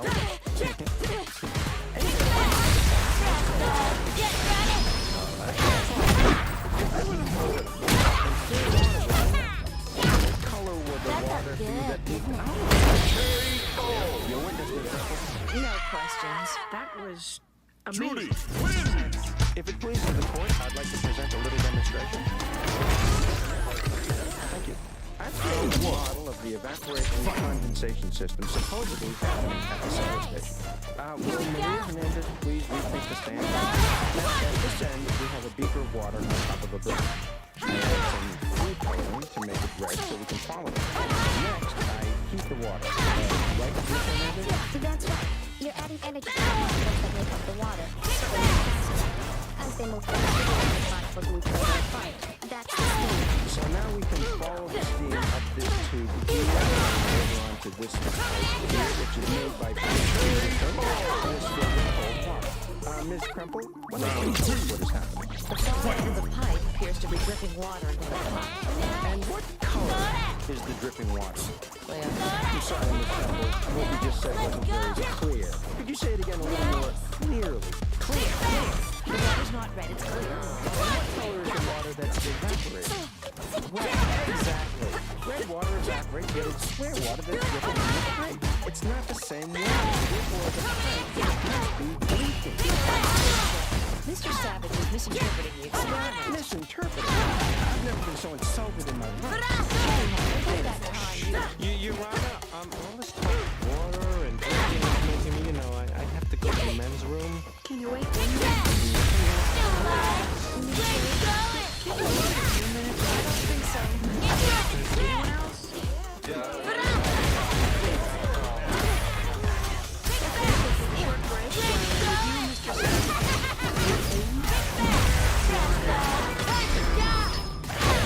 Court is recessed. Wow, Such a lovely day. What's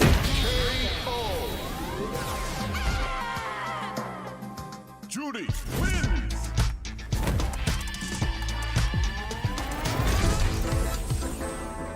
Round one. Fight. Everybody get up. Judges back. Thank you, Fred. All be seated. Thank you. Now, Mr. Savage, that was a very impressive demonstration. However, I have to agree with Ms. Temple. You're completely kidding. The heat of colored water evaporates, and the water vapor travels up. As the vapor cools, it condensed and dropped down into the cup. Oh, there was clear water, not red. So it must have come directly from the pipe. Nope. If you look in the bottom of the original water container, you can see something that's very interesting. Hey, what's all this very red stuff on the bottom? Water evaporates. Food coloring does not. And neither does anything else that might be in the water. Think about what happens when you leave nice, fresh Play-Doh. I would never leave my Play-Doh out. Why not? Because it gets ruined. These people?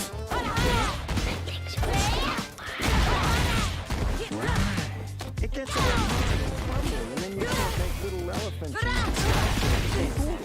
Exactly. Because all the water is evaporated out of it. Temple has shown that water vapor can condense in full pipes. That doesn't mean that that's the only thing. We still don't know for sure if the pipes are leaking or not. Okay, then. I'll call Professor Parsons to the station.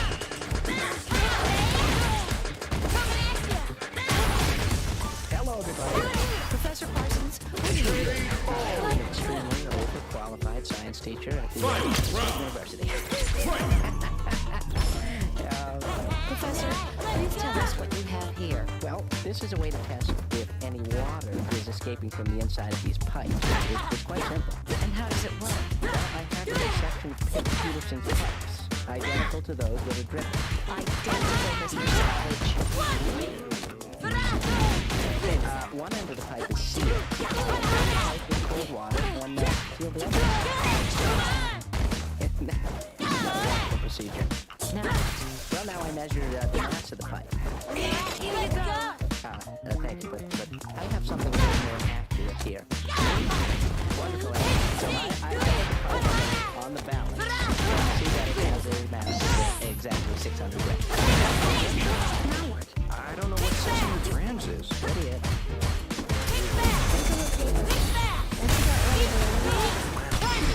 Okay, what? Right. Of course, we can talk amongst ourselves. Such a lovely day. Yes. So, how long do we wait? Judy! As long as you want. I don't want to wait any longer. Okay. That's it. Okay, so now we measure the mass of the pipe again, and it actually has slightly more mass. Why is that, Professor? But because we're also measuring water vapor on the outside of the pipe. Well, you should wipe off your water and then measure its mass. No, thank you, young man. I will. Anybody can do that. It should be the same as when we started. Unless it's leaking. Unless it's leaking. Now, let's see here. Everybody having fun? The mass is exactly the same. It's not leaking, even though the pipe was covered with water. So clearly the water did not come from inside. No, it did not. Thank you, Professor Parsons. No further questions. Mr. Savage? Actually, Your Honor, I have a question from Miss Temple. Yes? Am I right to assume that the entire water cycle thing? Yes, Mr. Savage. It's common sense. But there are inconsistencies. Look, the water that is has disappeared.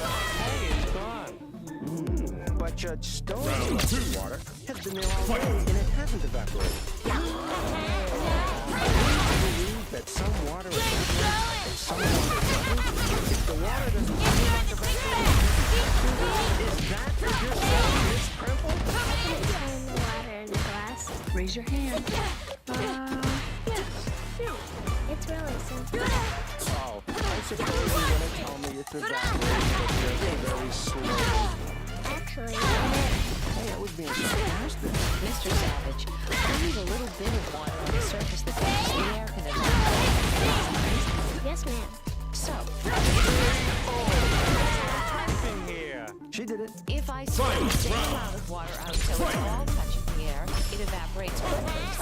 Miss Crimple is I'll bet you do. Your Honor, I'm ready for closing arguments. Any suggestions? It's coming out as a closing arguments, and it doesn't matter if it's science court attorney, Savage. That felt good, didn't Mr. it? Savage, are you ready to What a make your waste of closing remarks? Ladies and gentlemen of the jury, let's not forget the victim in this case. That guy right there, Mr. What's his name? He slipped in a puddle. Richmond. He slipped in a puddle that was there as a direct result of pipes installed by Pitt. Excuse me, Oh, yes, I'm sorry. Thank you, Judge. All around. So in conclusion, thank you. There'll be no murmuring. I think I missed something there. I guess you're right. She said Europe, didn't it? Europe. Members of the jury, Pip Peterson's pipes don't leak. They're actually victims of the water cycle. We all know about evaporation and condensation. Climb out of a pool soaking wet, then the sun beats down. Warmer water speeds up every water molecule. Then some escape, evaporate, and hide till it's cool. Then slow back down, condense again, and rain into the pool.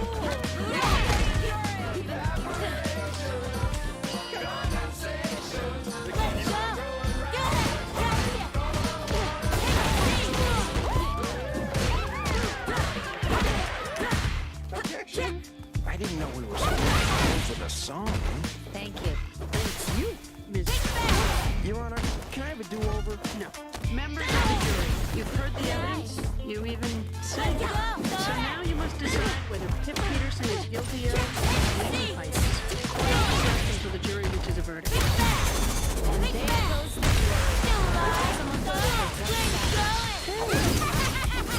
Wait a minute. I just got word that the jury has reached a verdict. That's fast. They just won. Oh, you think it's good when they decide so quickly? Round 2. Fight! Members of the jury, have you reached a verdict? Just the foreperson, please. Yes, you. Now, Yes. jury, find Pip Peterson innocent. Thank you, jury. One more thing. We are sorry that Mr. Richmond fell on his, Fanny. Can I say Fanny in post? Absolutely. I insist upon. You can say Fanny. Oh, thank goodness. But he is everywhere, and we feel we should be more careful. Very good. One more thing. Thank you for being Peterson looked into the condensation. To see it. Maybe she could use pipe materials or some sort of insulation. Okay. One more thing. We recommend that Doug Savage never wear that shirt and those pants together again. Ever. Good. I agree with the jury's decision.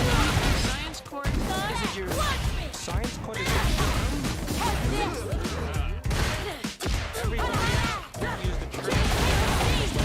please keep it clean here. Mr. Savage, what do you think of the verdict? I'm a little worn this shirt, these pants, everything.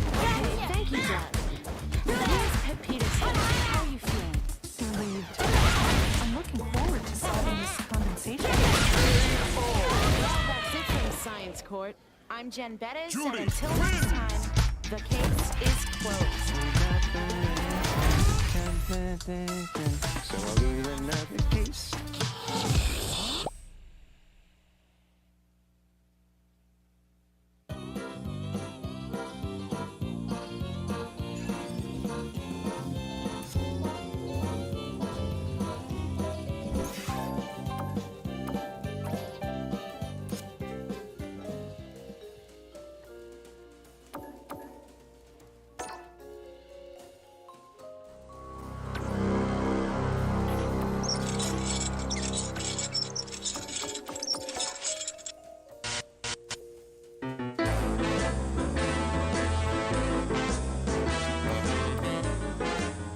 Okay, everyone, welcome to Gadgetco Inc.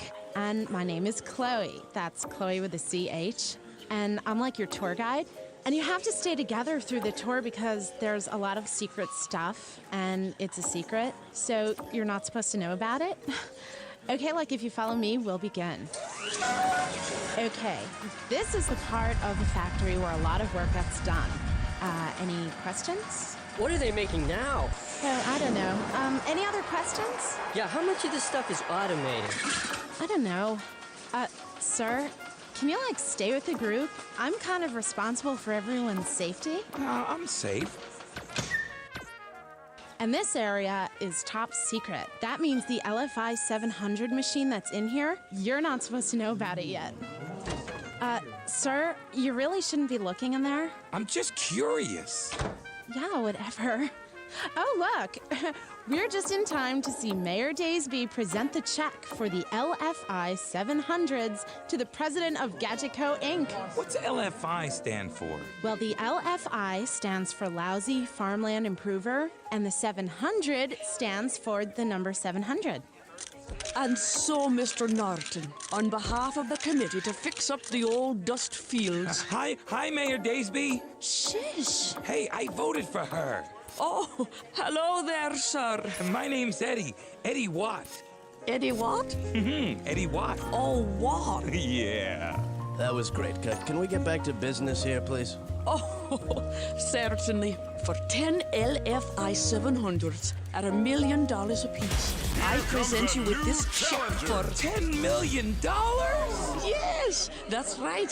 Thank you, Eddie. Why are you paying $10 million? That's crazy. Well, because my new LFI 700s will fix up the soil on the old dust fields and make them suitable for farming. That's a lot of money, Mayor Daysby. Can the city really afford it? Well, it doesn't matter if they can. They have to. Have you ever seen the dust fields? Seen them? I eat lunch there. Mayor, I know the dust fields, and I can sell you my unit, the EW 800 at $1 a piece. And don't worry, you won't need 10 million of them either. But, Eddie, can your invention do everything the LFI 700 can do? You mean the LFI 900, don't you, Mayor? I just remembered we changed the name. Oh, okay. The LFI 900. Eddie, does your EW 800 do the same thing? Yes, exactly the same. Even more. It's not called the 800. I was mistaken. It's called the 1000. Well, Eddie, is your invention ready now? I could have everything ready in a couple of days. Mayor Daysby, we have 10 LFI 1100s ready for delivery right now. But, Mr. Norton, I have to do what's best for the city. I have to take a look at Eddie's idea before I spend all this money. Chloe, why don't you move your group along? Daddy. Oops. I mean, Mr. Norton. Yeah. Oh, wait, Daddy, may I borrow the car? Chloe, we'll talk later. Move the group along. Eddie, do you understand what this means? Mr. Norton is accusing you of stealing his secret plans for the LFI... Oh, Tim, what's it up to now? 1,200. Right, the LFI 1200. But that's crazy. No, that's industrial espionage. What's this invention do, Eddie? These are very serious charges, Eddie. And if you lose, you will have to pay millions and millions of dollars. What? And if you don't have the money, you'll have to work it off in Mr. Norton's business as a tour guide. That's crazy! I don't want to give tours. Besides, I didn't steal the plan for his LFI 1200. Look, I'll show you my EW 1600, and you'll see that I clearly didn't steal the plan. Wait, Eddie, you can't show us yet. A court order has been issued by Judge Gwendolyn Stone of Science Court that prohibits you from showing your invention to anyone, even us. Why? Well, they don't know if you really stole it or not, and they're protecting Mr. Norton's rights.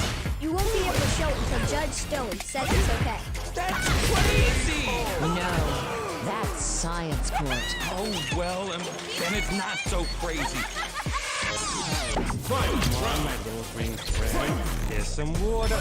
Got some strong someday, like Daddy. Hey, Fred, what do you, A new plant.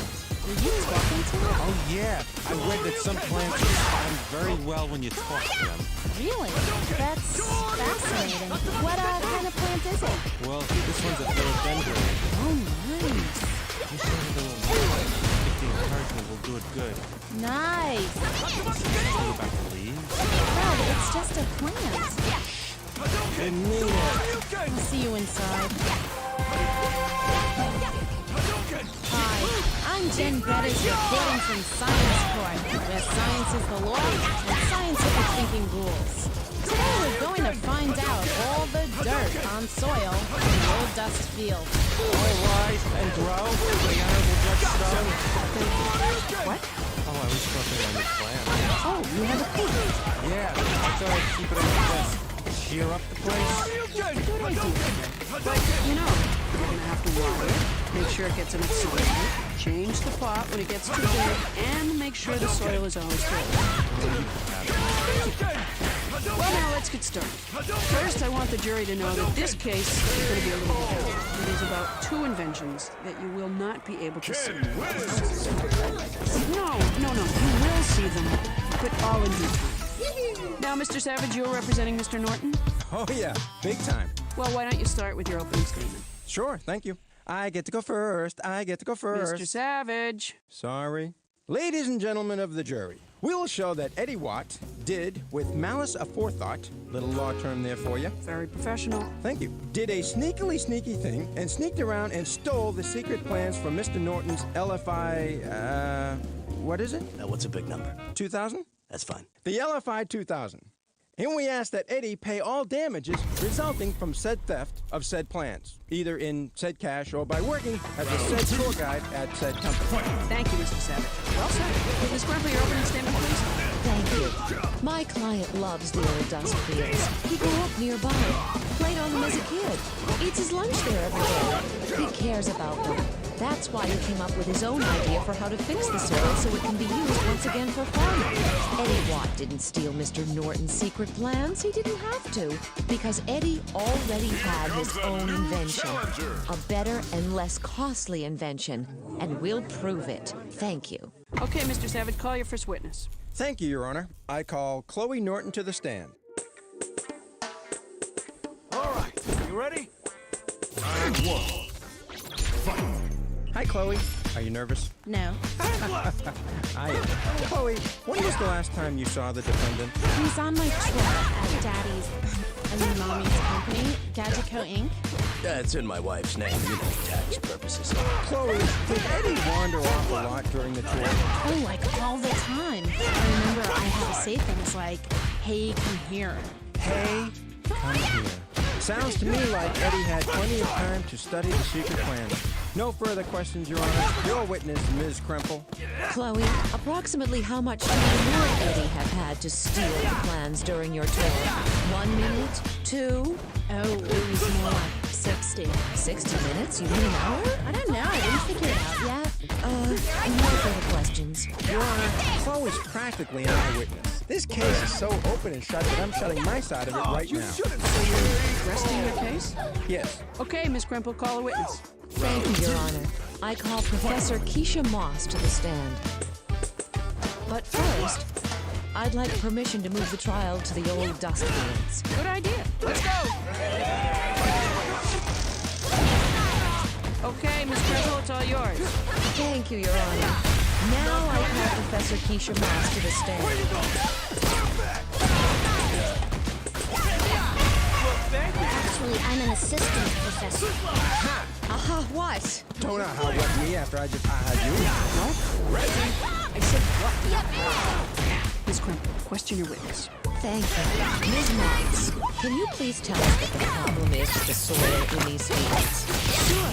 Any soil suitable for farming needs to have a good mix of organic and inorganic material.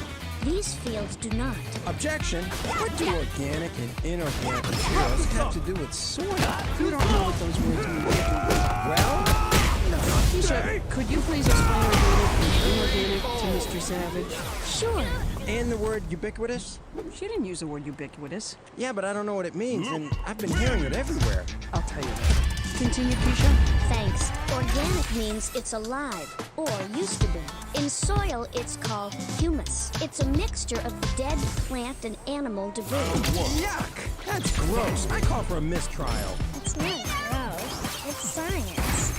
Inorganic material is non-living stuff. In soil, that would be sand, silt, and clay. Can you show us the condition of the soil in these fields? Certainly. I collected soil in these jars from different parts of the field and from different depths. Now, I'll take 3 of the jars and add water, shake them up, and wait for them to explode? No, settle. We wait for the soil to settle. Your Honor, I object. This experiment is totally ubiquitous. You're not using the word correctly, Mr. Savage. So? Your Honor? All right, Richard, that's enough. I'm going to take a short break and think about the relevance of this demonstration. Quarters recess. All rise. All wander around, but don't all go too far. What is Keisha Morse up to? And what will her experiment show? Courtside commentators, what do you predict will happen to the soil in the jars? Round 2. Fight.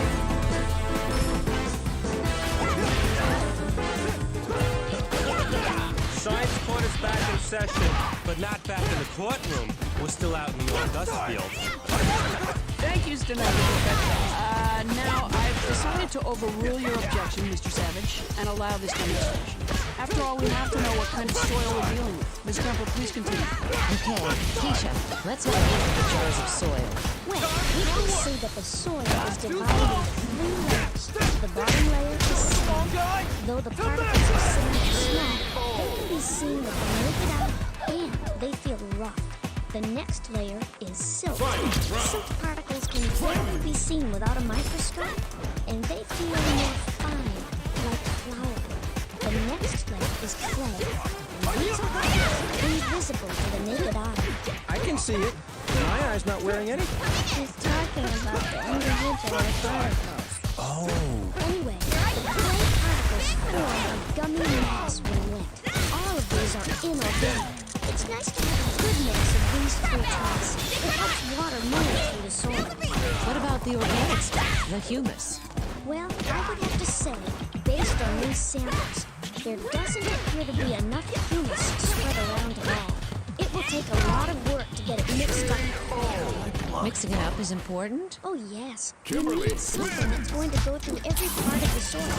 The main source of nutrients for plant life in soil is from decomposing dead plant and animal stuff. The more this is mixed in, the better for plants. We refer to this type of soil as fertile. Thank you. And that, ladies and gentlemen of the jury, is what my client's EW3700 does. And does it better than Norton's machine. No further questions. Hey, why don't you object to that comment? She's putting ideas in their heads. No, she's not.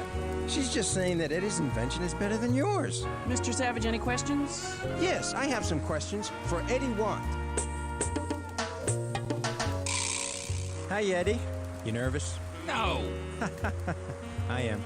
Eddie, do you think stealing is wrong? Yes, of course. What about that time you stole the candy from the corner store? I never stole any candy. You never took any candy from the corner store when you were 9 years old, and your parents found out and took you back to the store to apologize? No! Boy, who am I thinking of? Mr. Savage. Sorry. So, Eddie, do you think your machine can find organic stuff in these fields and mix it with the inorganic stuff? Yep. Did you know Mr. Norton's machine could do that? I figured it could. Nate Norton's unit has sensors in the front that detect organic materials. Then it takes those materials and puts them into storage tanks. Like this? Yeah, that's good. Well, mine does that. And when the humus is in the storage area, mine adds chemicals in order to break it down and make it even easier for plants to use. Mine does that. This does that. Wait, let me just... Okay. And then mine spreads the new organic stuff throughout the field. Mine does that. And mine adds gooey stuff to the soil to keep it from being too crumbly. Plants like that. Mine does that. His does that. And Mr. Norton's unit has strong, durable treads, like the kind you see on a tank, so it can really dig into the dirt. Mine has treads to help it dig right into the dirt, too. Are you sure you didn't steal his secret plans, Eddie? Because they sound exactly the same. I didn't steal his plans. Eddie, do you know that the LFI... What number? Just say 3500, but at an SDX. Right. Do you know that the LFI 3500 SDX has an onboard computer which helps it find fuel for its engine? Now that technology alone costs millions of dollars. Does your unit do that, Mr. Watt? Yeah, it does. Of course it does, because you stole Mr. Norton's plans, didn't you? Objection. No more questions, Your Honor. Your witness, Ms. Kremple. Eddie, do you think the machine such as Mr. Savage has been describing might have a tendency to break down, especially if it's working in soil all the time? It seems like it's like... What about yours? That's crazy. Hey, I say that. You stole that from me. That's crazy. Yours got all that yourself. Your Honor,